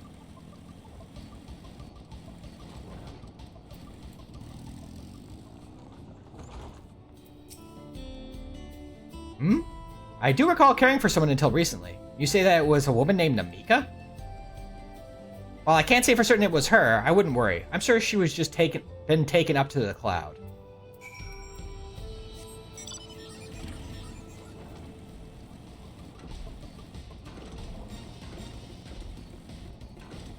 Man, that's gotta, like... I know it sucks for me if I know I remembered something, like something, a name, a word, a place, or something, and it's just stuck in the back of my mind, but I can't quite remember it. Could you imagine that, just having that all the time, especially in that profession? I'd hate that profession that lady has, because you know that you helped someone, but if anyone ever asked you about them, you'd be like, I don't know. I don't know. And there's a lot of, like, maybe I'm just, like, reading too much into the fine details of it, but what this whole situation has a bunch of weird holes in it that make the whole idea awkward to me, unless somehow the idea that, you know, that this happening was common knowledge, which doesn't seem to be the case. So it was the same for everyone. Not a single person remembers Namika. It was as if her memory of her has been purged from their minds. While such a thing might be done with magic, to alter the memories of so many at once would be a tremendous undertaking. We would have felt a surge in ether corresponding to the act too, and I sensed none in that moment. Neither did I, but I did notice something else. Right before Papone seemingly forgot, a lightened device on his head began to blink.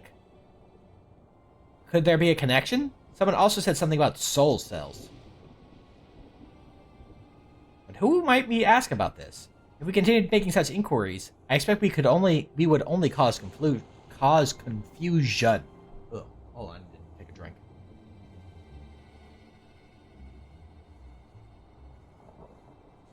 Definitely need to gonna be reading text more regularly. I need to make sure I'm doing it on a game that is not so heavily text-based. I complained about this before, but deciding that I would focus more on reading all the text in a game more regularly. Deciding to do that with 14 was a decision. Indeed. If we can't readily solve the mystery about Namika, perhaps we could search for Kakiwa instead. Sveen said to try the Thunder Yards. It should be in this direction.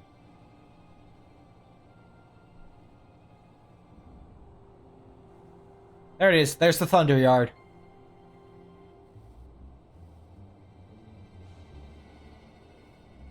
Hello, Thunder Yard. Impossible!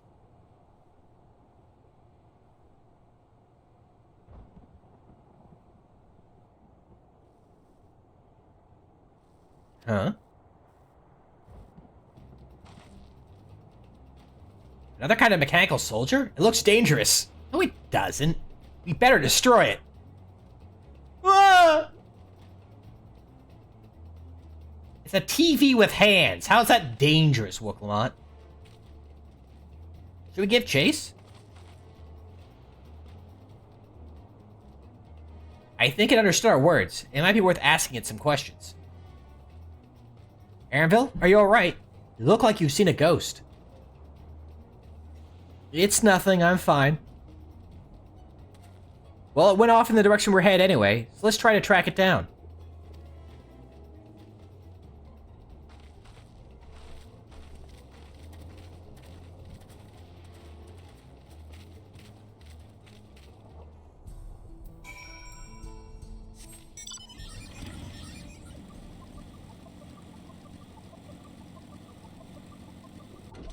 But anyway, so the idea, like, I forget how soon we learn the specifics about this.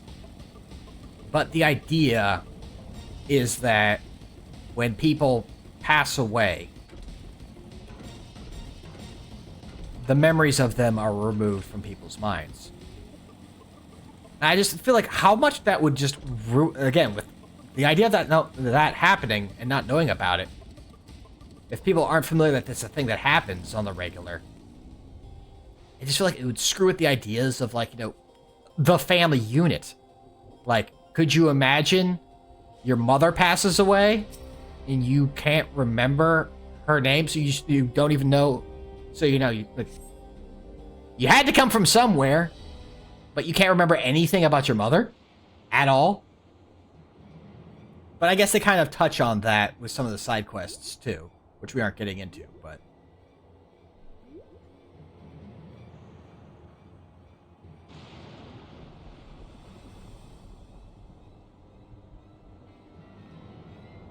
It's one of those situations where if you don't suspend disbelief, there's a lot of issues with the concept. You found it?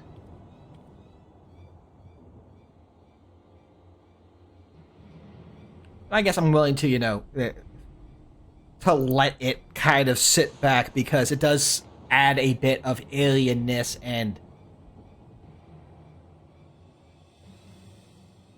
wrongness that kind of already fits the feeling I have for this place because of my immediate distrust of Sphene. To the northeast, then it must be bound for the mines. Come on, then. It could well be a trap, so let's not rush in too quickly.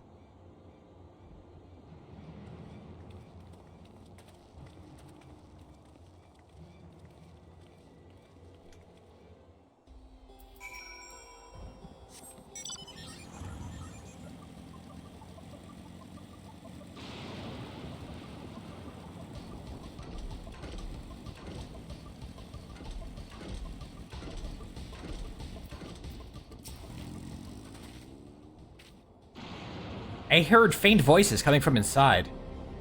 So it's not alone. But we're still going in, of course. This may be a trap. Be ready for a fight, everyone.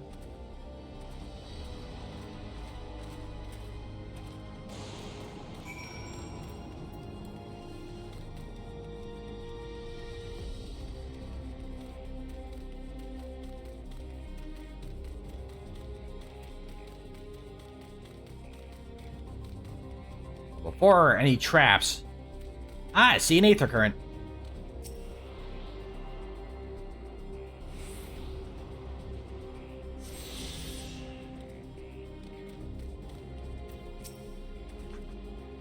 I can hear them. Several people up ahead. I can't make out their conversation with the echoing. Let's keep going. Stay on your guard.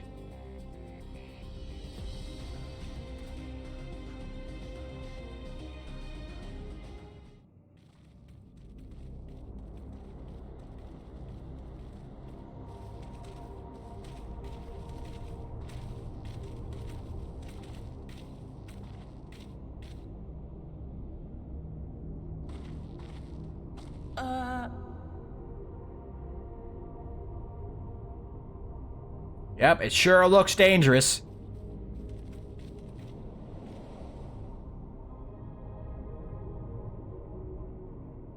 What is this?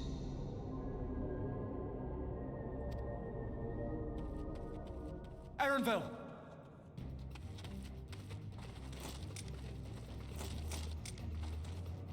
A trap?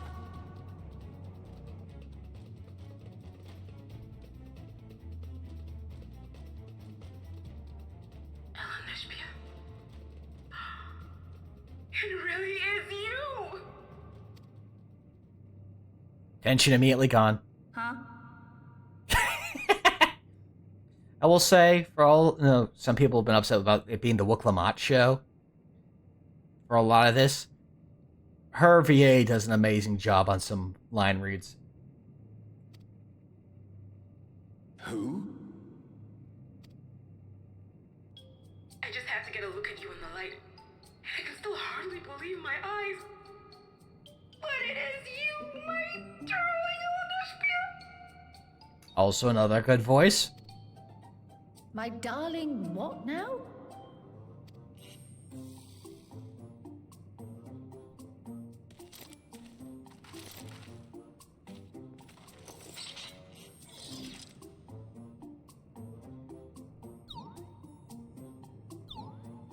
Weep, weep. Oh, it's so good to see you, my fussy little bun bun. But what are you doing here? What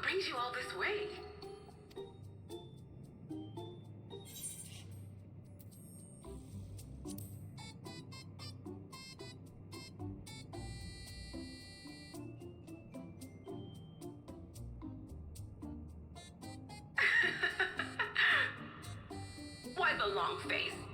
Aren't you happy to see me after all this time? I'd know that laugh anywhere. Mother? You're a TV now? Wait. Since when was your mother a weird floating thing? And what have we here? Say, aren't you Zarool Ja's kitten? I knew I recognized that adorable fuzzy face. Elanasphere was always so excited whenever you invited him over to play. You remember me, I hope? I can't say that I do, but you know my father?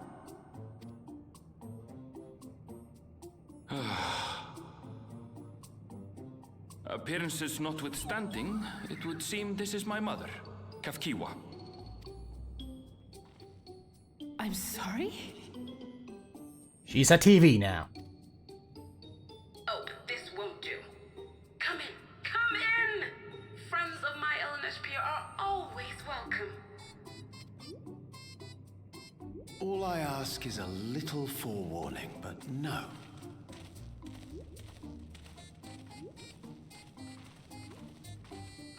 Well, time for the changing of the guard.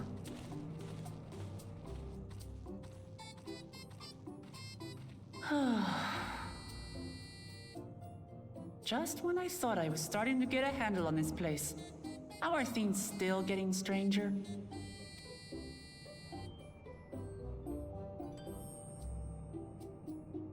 It is a bit of tonal whiplash going from, hey, you know, my effectively mom passed away, you know, or it was in her final moments, and then suddenly no one can remember her. But hey, look, here's a wacky TV. Look at the wacky TV.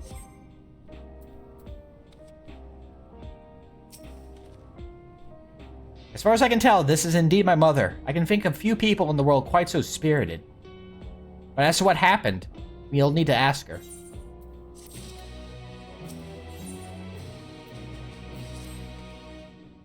Let's hear what she has to say.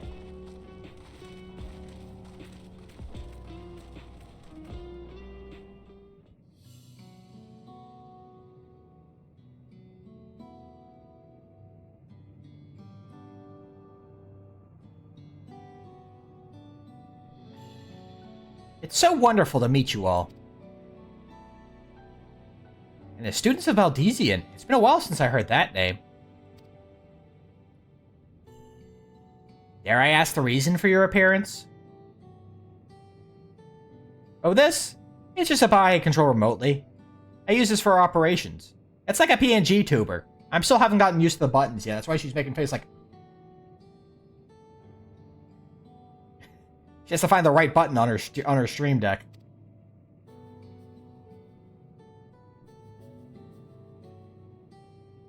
We're members of a resistance organization. Oblivion, we call ourselves, and our goal is to thwart Zarool Ja's ambitions for conquest. As leader, it's prudent I remain where I can't be easily found. I see.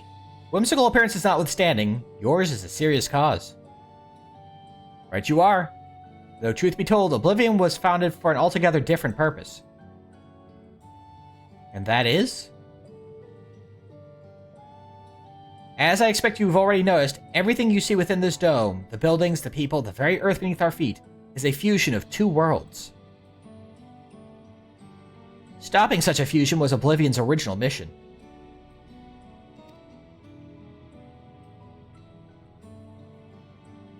Does that mean that you know who or what is responsible for it? I'm afraid not. This was a long time ago, and our mission statement has become more of a legend that's passed down to members. By the time we joined, our sole objective was stopping Zarool Ja.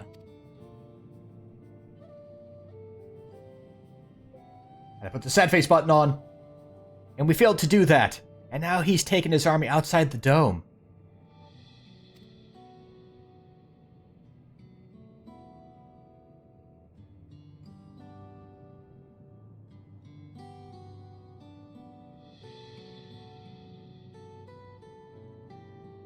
None of you wear those strange devices on your head.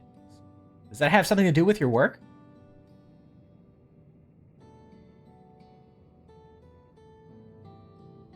You mean this?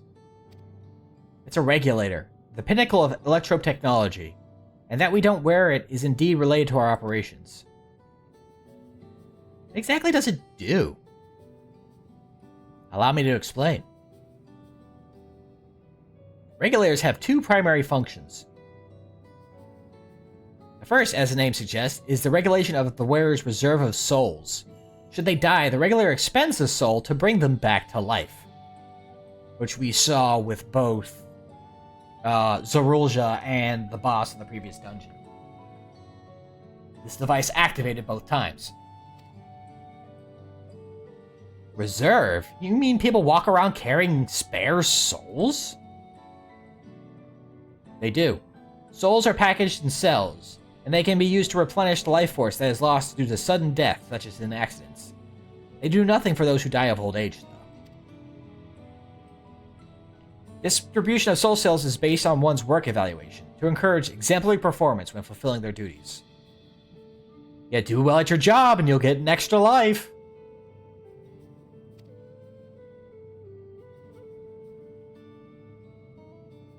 Souls is a common resource, and payment for services rendered.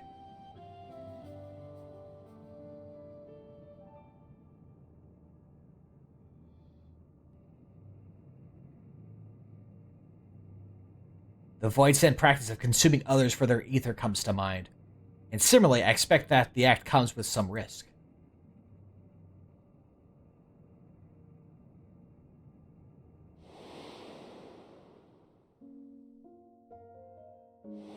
Hi, Zero. And here's talking about the risk, where like when they consume each other, they get each other's memories and personalities. And yeah, this is all everything that happened in the last little bit involving the Void Sent at the end of Endwalker.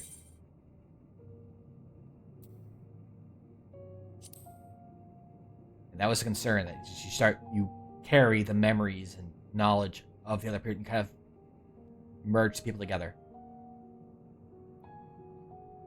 That is prevented through memory management, a process in which regulars also play a role. Memory management? Then the reason everyone has forgotten Namika's existence.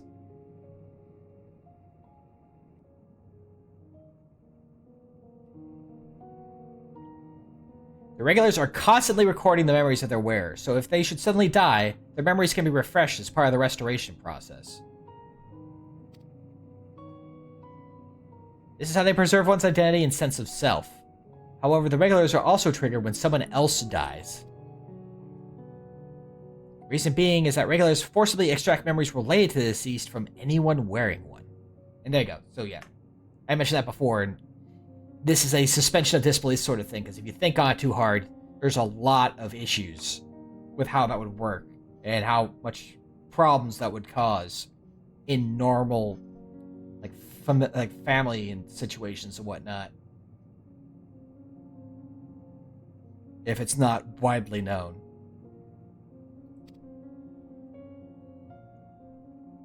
Why would they do such a thing? It's a kindness bestowed upon the people by Everkeep's core systems, so that no one has to suffer the pain of loss.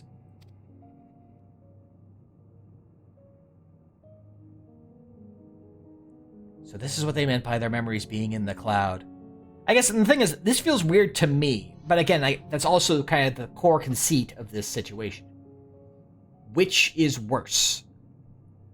You know, the pain of losing someone, which is a powerful thing.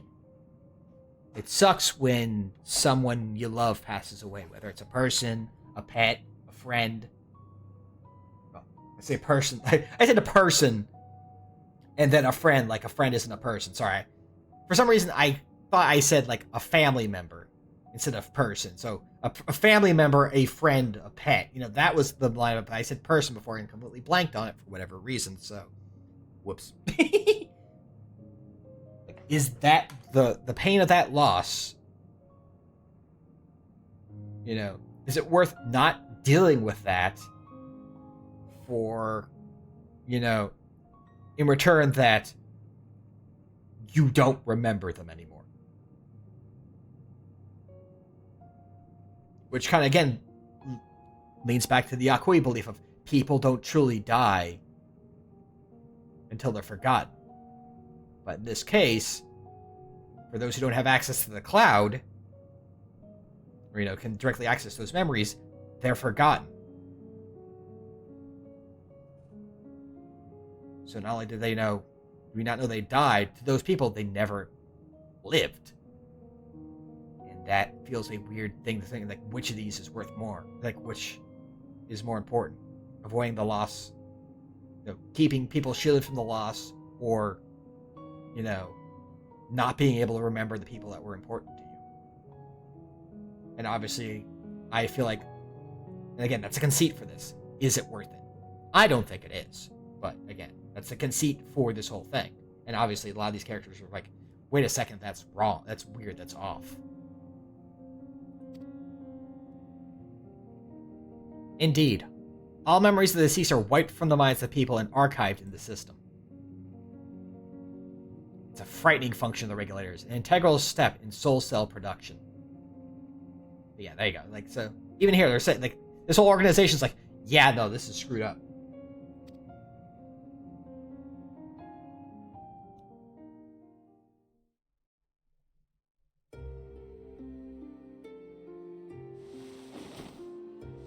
Slash play dead.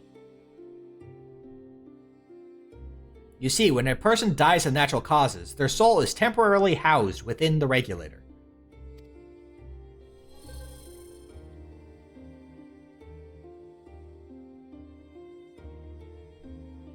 It is then delivered to a facility where memories are separated from the soul.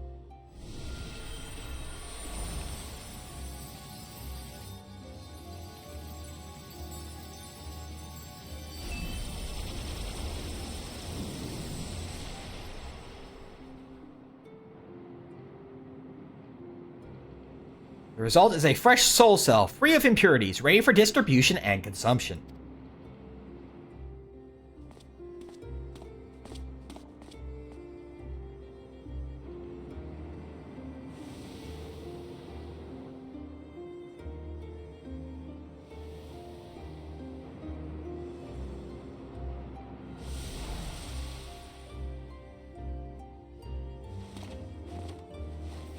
I'm so happy I have an extra life!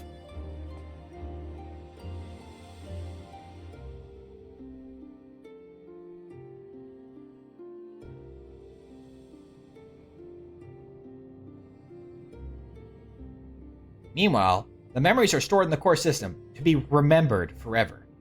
Again, it's like you won't be forgotten, but it's kind of weird because most people, the general populace, aren't going to remember. So it really is, quotation marks, remembered. As you can tell, like, part of this whole conceit is what also rubs me a lot with this part of the thing, because it doesn't work for me. Like, I'm on the side of this is not the way to go. This is a bad thing. And also, there's just a lot of complications to it that maybe is me reading too deep into this. So they say that they take the soul cell and then apply the memories from the cloud into the soul when they revive someone. That's how the whole process works.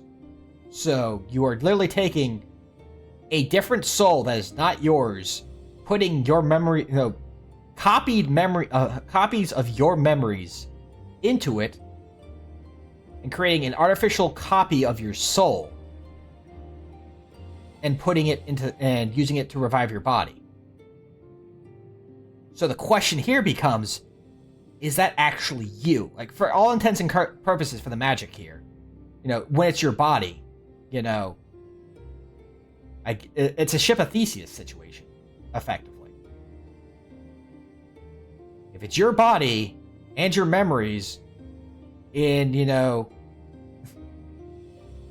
but, put in, an artificial soul in your body, is it still you? Or did you die, and this is just, that consciousness goes away, and it's just kind of glossed over for the sake of this? Like, it's like a Soma situation. If you've not played Soma, I feel like it because I've watched through a playthrough of Soma. My mindset is kind of along that whole thing of where, if you made a copy of yourself, a copy of your memories, whose consciousness you follow, the copy of you behind is still also you. It's like teleporting, basically. Where is the person at the other end, even if it's reconstituted of every part of you, is it still you? Or is it the you that is there at the beginning of the teleport die because you were vaporized?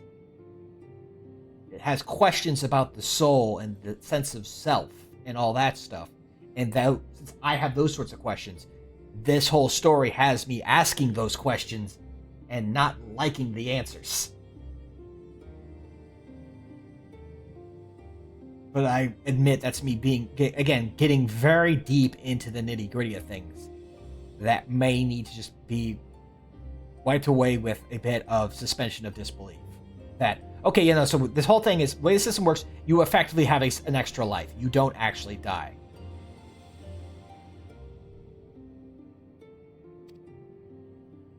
Like, rather than your soul being deleted, passing away, it's refreshed, like it's repaired by the extra soul. So it's still you, it's just your soul got patched. Like a ship having a hole placed over it.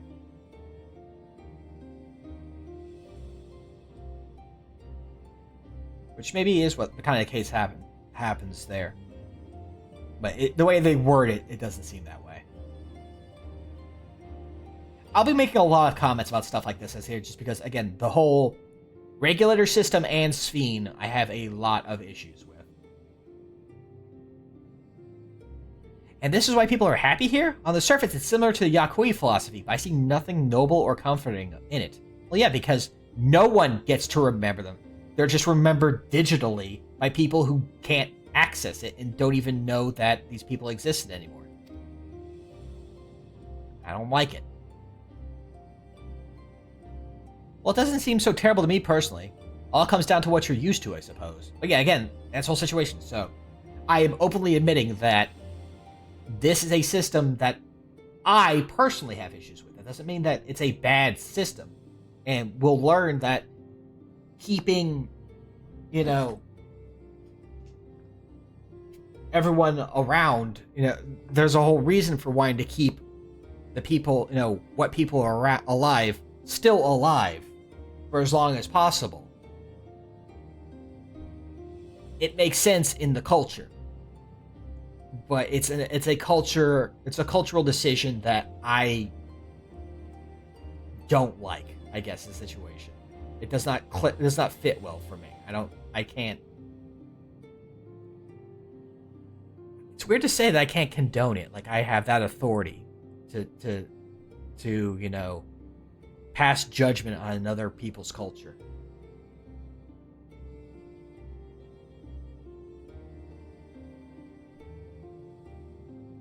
But, like, I guess it kind of compares to, closest I can think of is, like, when you had the blood rituals and stuff of the Aztecs and stuff like where you sacrifice someone to appease the gods. To them, it makes perfect sense because that's how things work. But from an outside source, when you have the knowledge of, well, no, that isn't actually how things work.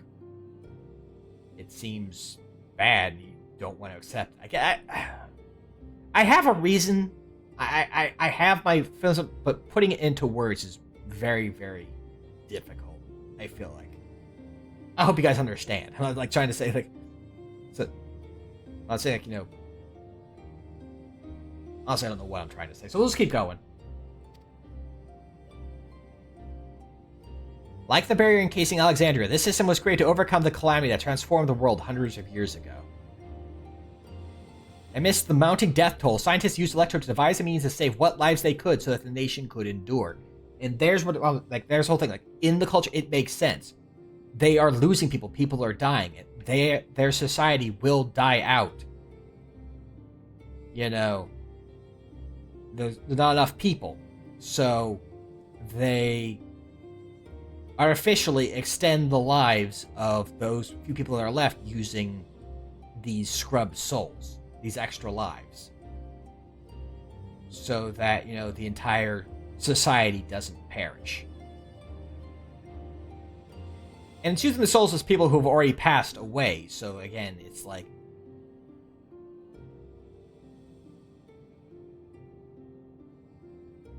I guess part of the issue is that, and the way someone pointed this out is this is like an artificial... This is an artificial copy of how the life stream in this setting works.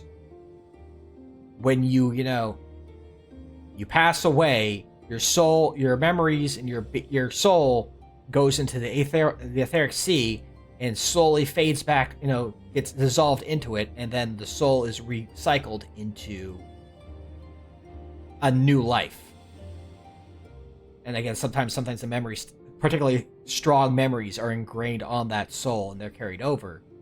And that's where you get this whole thing, like the whole situation of the Sundered having their awakenings when they see memories of the final days and things like that.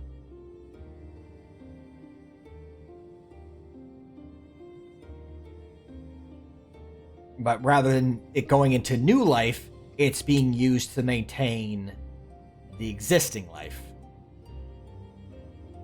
So they're kind of stymieing the natural flow of the system with their own artificial version of it by saying, no, only, you know, that these people need to stay, you know, that our people stay alive and not let them, like, again, this is me reading too deep into it. If every soul gets cycled back in, you know, so when someone dies in natural causes, it goes in and becomes this soul cell system. At least on their reflection, they're taking away souls from the life stream. So what happens, you know, again, this is me getting too differently, and thinking of theoreticals. What happens, like, wouldn't you eventually not be able to have new life because there are no, you know, like when you have kids, they're going to be, you know, you run out of souls? Or are souls continually being generated outside by the life stream, even without new, original souls coming back into it? It's a question of how the life stream works, I guess. And if this system interferes with it, and how. And that kind of question doesn't get answered, so that, like, I start thinking about stuff like that, and it makes it just feel all the more wrong.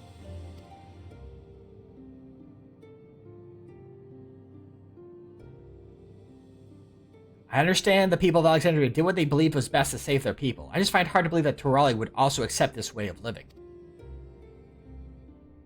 It came as a shock to us as well. In fact, a great many were opposed to it. Which is why the use of regulators was never compulsory. The people have always been free to go without them if they so wish.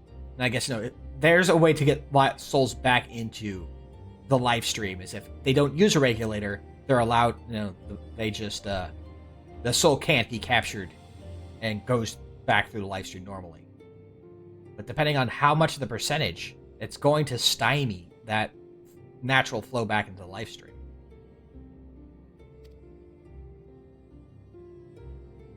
Sveen didn't strike me as the sort of ruler to impose her will on others.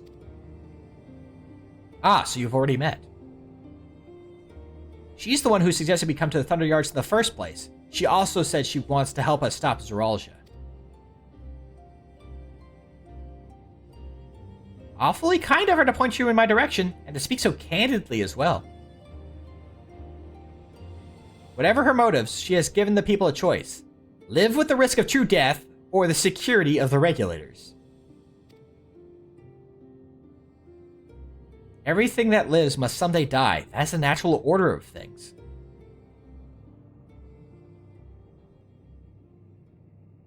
Quite right.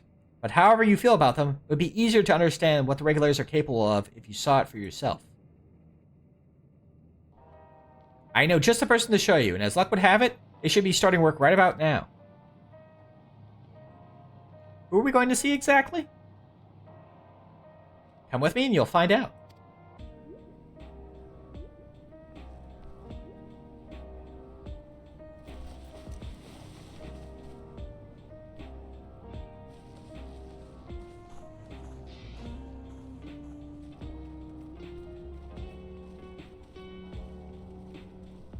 Part of me feels like I should hide the visor so we can actually see Giganji's expressions during all this.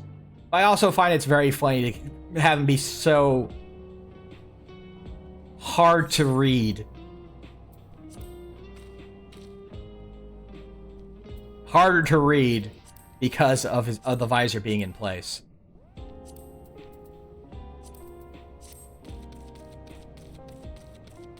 It kind of fits the theme with like how our villains are very difficult to read because they play things close to the chest. You guys, we're playing with a character who, because half his face is hidden at all times, it's also hard to read how he's feeling about the situation. I didn't think about it at first. I just liked the outfit. And also, I made it back when you couldn't have glasses. No. Glasses were a head slot by itself. So if you wanted to have a hat, the hat had to come with glasses to begin with. I've just, grown content with it. I like it. Everyone here? Good. It's the responsibility of the Thunderyard's hunters to fell any fiends found wandering the area. Like all of them. We're off to meet an acquaintance of mine, Strika, one of these hunters.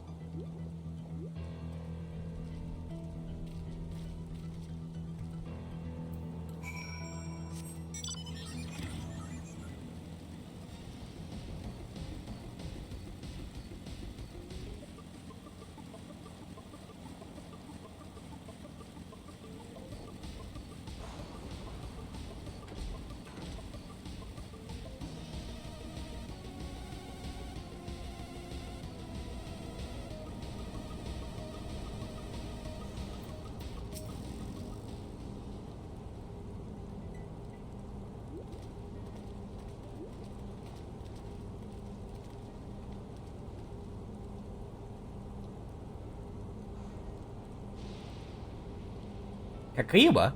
What are you doing here, and with so many friends? Apologies for the interruption. I was hoping they might observe you at work. Hunting, you mean? That's fine, I guess. Hold on. I assumed they were wearing special regulars like Queen Spheen's crown. But they aren't wearing anything at all. It's much too dangerous to be here without one. What if they're struck by lightning, or attacked by beasts? I can assure you they're all quite capable of looking after themselves. If anything should go amiss, I will take full responsibility.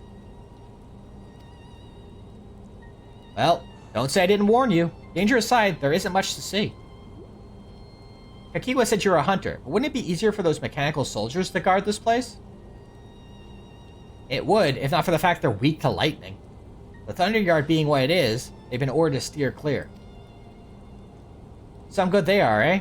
But these facilities are vital to the upkeep of Alexandria's infrastructure, so it falls on the hunters like me to deal with any fiends. Given the danger, we're well compensated for our work. It's a perfect profession for anyone looking to build up savings. The special selection of souls for hunters isn't terrible either. I brought this lot here to see this danger you speak of, if it's not too much trouble to ask. Ah, of course. In which case, it would be a shame to waste my efforts on just any old beast. You can all handle yourselves in the fight, right? If you cause a ruckus slaying what critters you see nearby, there's a chance you'll draw out something worthy of demonstration.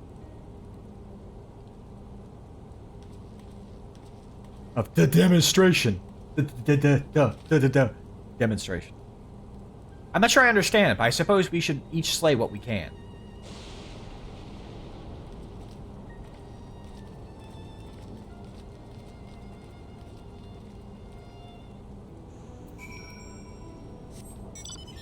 There's gonna be a fun reveal about this. I'm gonna delve into, have something to talk about again because of course I'm gonna have stuff to talk about.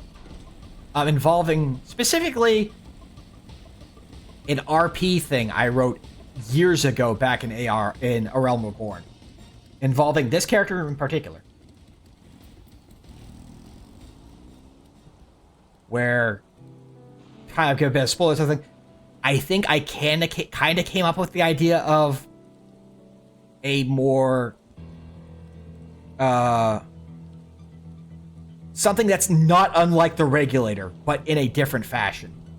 But we'll get into that once we see this. Once we see the next cutscene.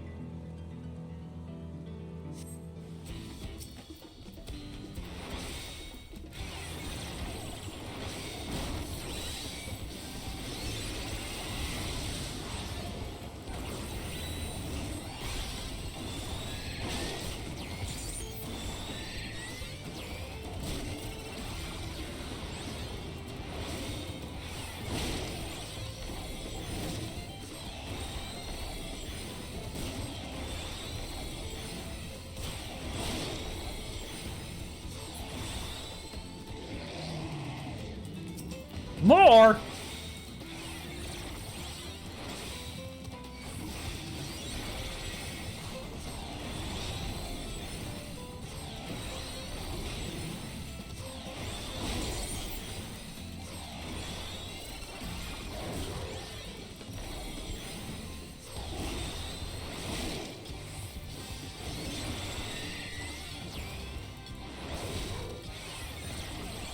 Yeah, so... Well, I was gonna say, do I want to talk about it now, or... No, I'll stick to my guns and wait until after the cutscene to kind of speak on it.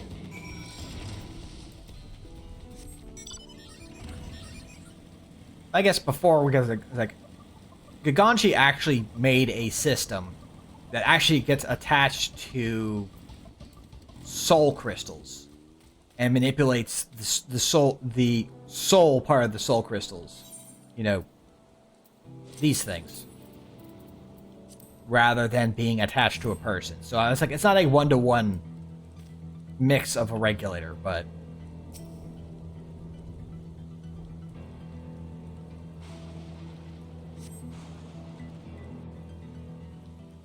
it'll make more sense once we watch this bit.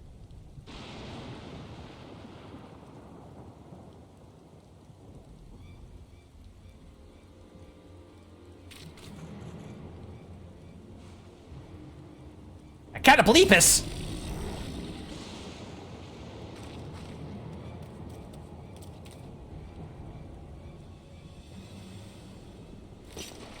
This one will do nicely. I'ma punch it real hard.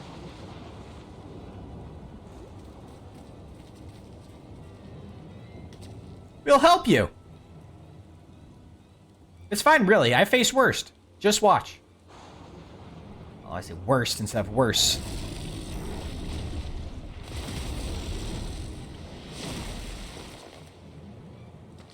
I don't like the looks of this. Let's help. Oh no! Look out! Arg! And then she died.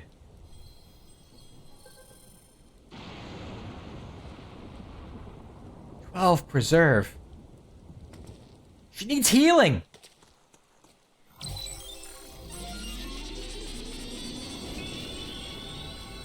And then again, one of the stored cells gets the downloaded memories put into, or memories from the cloud put into it, and put back into her body. Is she still the same person?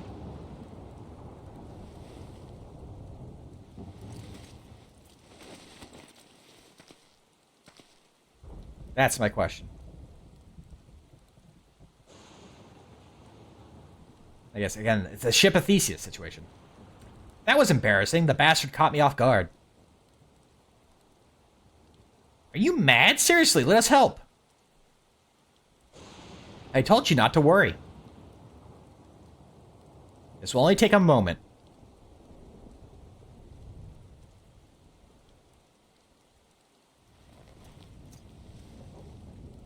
Activate my Kaioken! But the Kaioken is souls!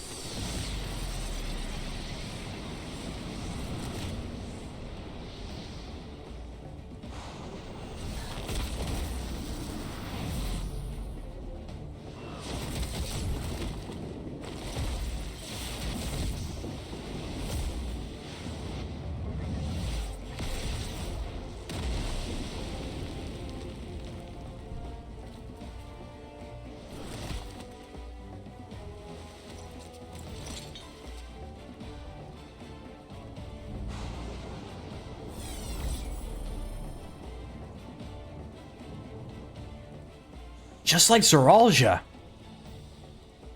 Come on, let's get out of here.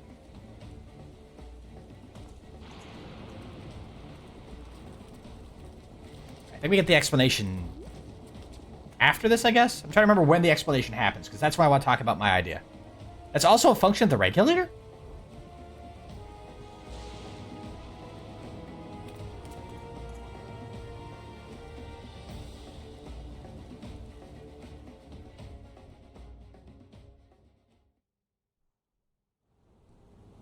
Okay, no, here we go. Here's where we're gonna get the explanation, I think. I think I understand now how Zarool Ja was able to return from the dead and defeat Papa, but I'm not sure what we saw at the end there. As soon as the regulator turned red, it was as if you were possessed. Your movements became beast-like. Don't tell me. You empowered yourself with the soul of a beast? I'm reminded of the Serpentine soldier we encountered at Vanguard who did the same. So you've crossed paths with one of the King's elite. Such a form can only be achieved from gorging yourselves on souls. We could do the same in theory, but it's incredibly dangerous. Besides, it's not as if they allow hunters to carry that many souls to begin with.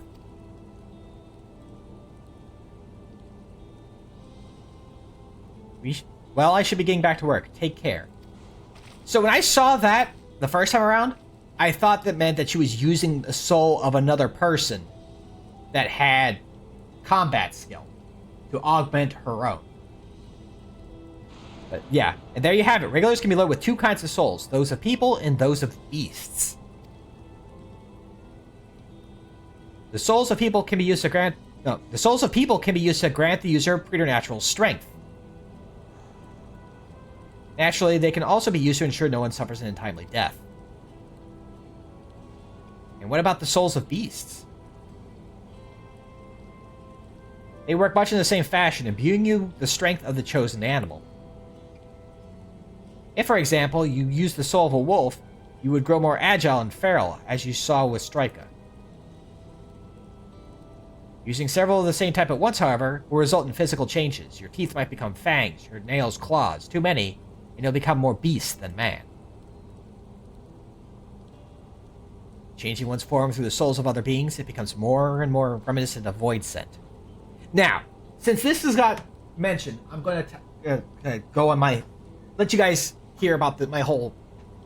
Again, I already talked about fanfic stuff with how I would have done Zarool Ja earlier. When I was... And as an RP nut, Gaganji was originally a villain type character. So the idea was that he got a bunch of soul stones, but the issue is that my understanding of the soul stones, soul crystals at the time, is that you needed to attune with to be able to pull out their access. Otherwise, anyone would just use soul stones if they had them to have skills. So he ended up he used Magitech technology through electricity, oddly enough. So again, lightning. Looking at Electrope here. The device was called a rouser because it awakened the souls in a semi-alert state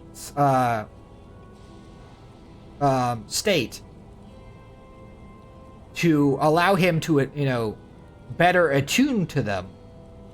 Because at that point, before I kind of I may retcon it in the future, but the idea was that he also had access to the Echo and allowed him to. His version of the Echo allowed him to better commune with the spirits and allowed him to have access to their abilities. It only worked while the stone was active, though.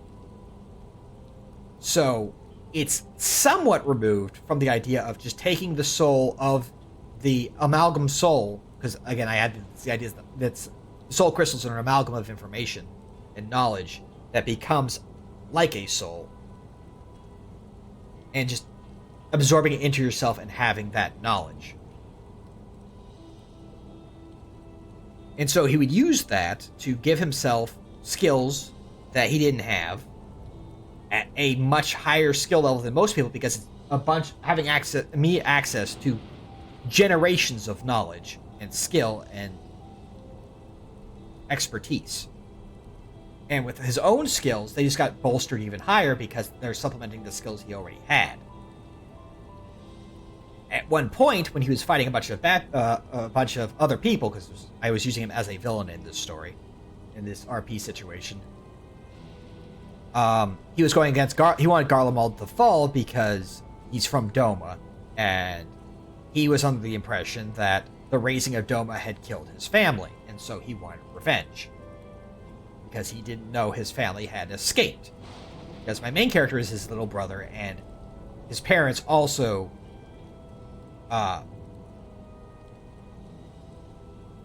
managed to escape and survive. So he was acting under false pretenses and in despair. But when he gets into a fight with a bunch of people, including his younger brother, and that results in him, realizing that his brother is still alive, that his family is still alive. So what was he doing? What's this all about? And in his moment of weakness, because he had activated multiple rousers. So these were all, like, instead of being one device, it's multiple devices. He was using multiple rousers to use multiple soul crystals simultaneously, giving him access to basically, at this point, was basically every skill, every job in the game at the time. So basically like a Final Fantasy V freelancer, if you had, mastered every other job skill from the crystal shards.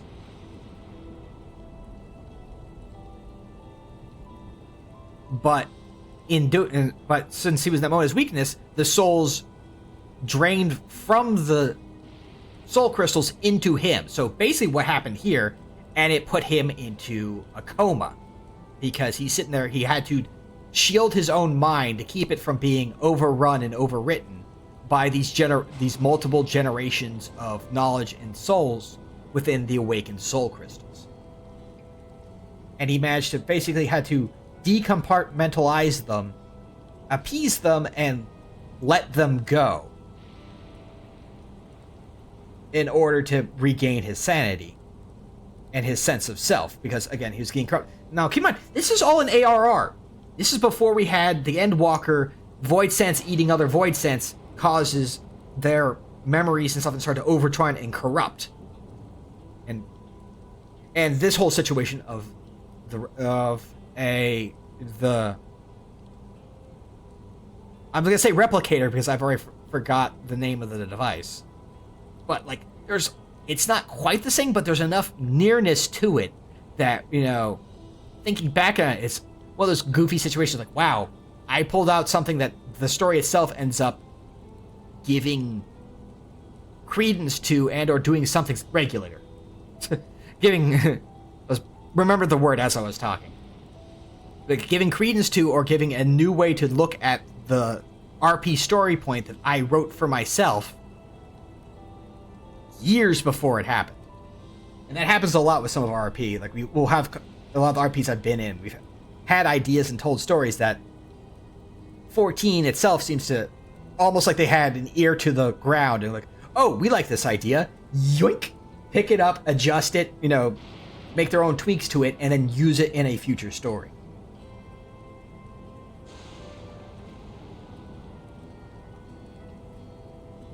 Most of that I think got hidden by the ad, but it was just something I wanted to voice out and kind of give you guys think about, like, wow, how much of that is close to a regulator? How much is the rouser like a regulator?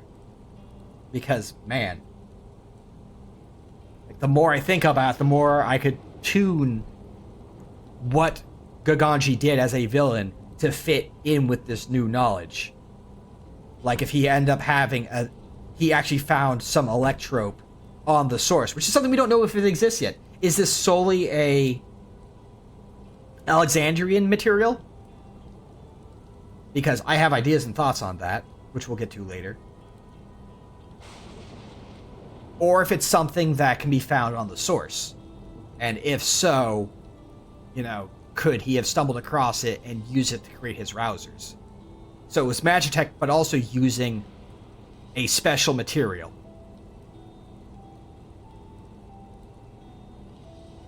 I didn't think about, I didn't even think about trying to retcon and adjust things to make it work with that context. But it could be fun. But I just spent 5 minutes talking about that, so let's just keep on rolling. Yeah, unlike the Void, where the cycle of death and rebirth is simply broken, souls here are forcibly taken before they might reach the ethereal sea. Different means to achieve similar ends. A cycle to which all within the dome are bound.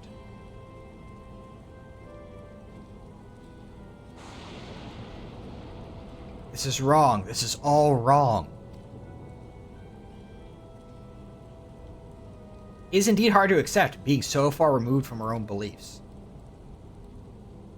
Perhaps more shocking is that the technology to achieve all of this was developed hundreds of years ago.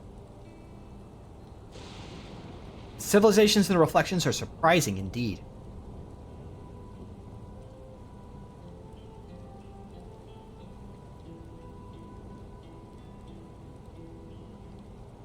But yeah, no, I've also been like, with Gogon as a villain, it was very much, this is a bad thing to do. And so it kind of, I guess it kind of mirrors why I think using the regulars like this is also a bad thing to do. And I'm glad that, for the most part, it seems like, while people are trying to, while some of the characters are like, well, you know, it's just part of their culture, we can't, you know, be too harsh on them for it. I still think, like, it's a dangerous system, especially with how much we don't know.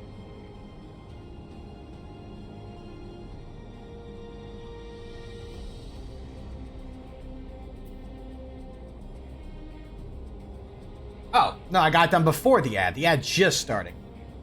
I was looking over at the logs and I misread this timestamp. So like, oh, we already went through the ad as opposed to not having hit it yet. Whoopsie doopsie. While we all have our own thoughts on souls, for now the important thing is that we know what power Zarool Ja has at his disposal. It is one thing to separate corporeal ether from incorporeal ether, but to strip memories from the soul entirely is unprecedented technology. This is no longer only Tuliyolal's concern. With his newfound power, Zarool Ja has become a real threat to the entire world. Indeed, he has to be stopped, no matter the cost. Again, there's a point I specifically want to stop at, so... which I think is coming up, so it shouldn't be too much longer. Also, I've never gone back in and read the unending codexes for that stuff. I may have to do it at some point. I trust you've gained an insight into the use of souls in Alexandria. It's shocking, I know. I was overwhelmed myself at first. I expect you'll need some time to digest it all, but for now, let's head back to Earth and Sky. At this rate, there's something I want to discuss with everyone. Let's take a moment before we head into the tunnel.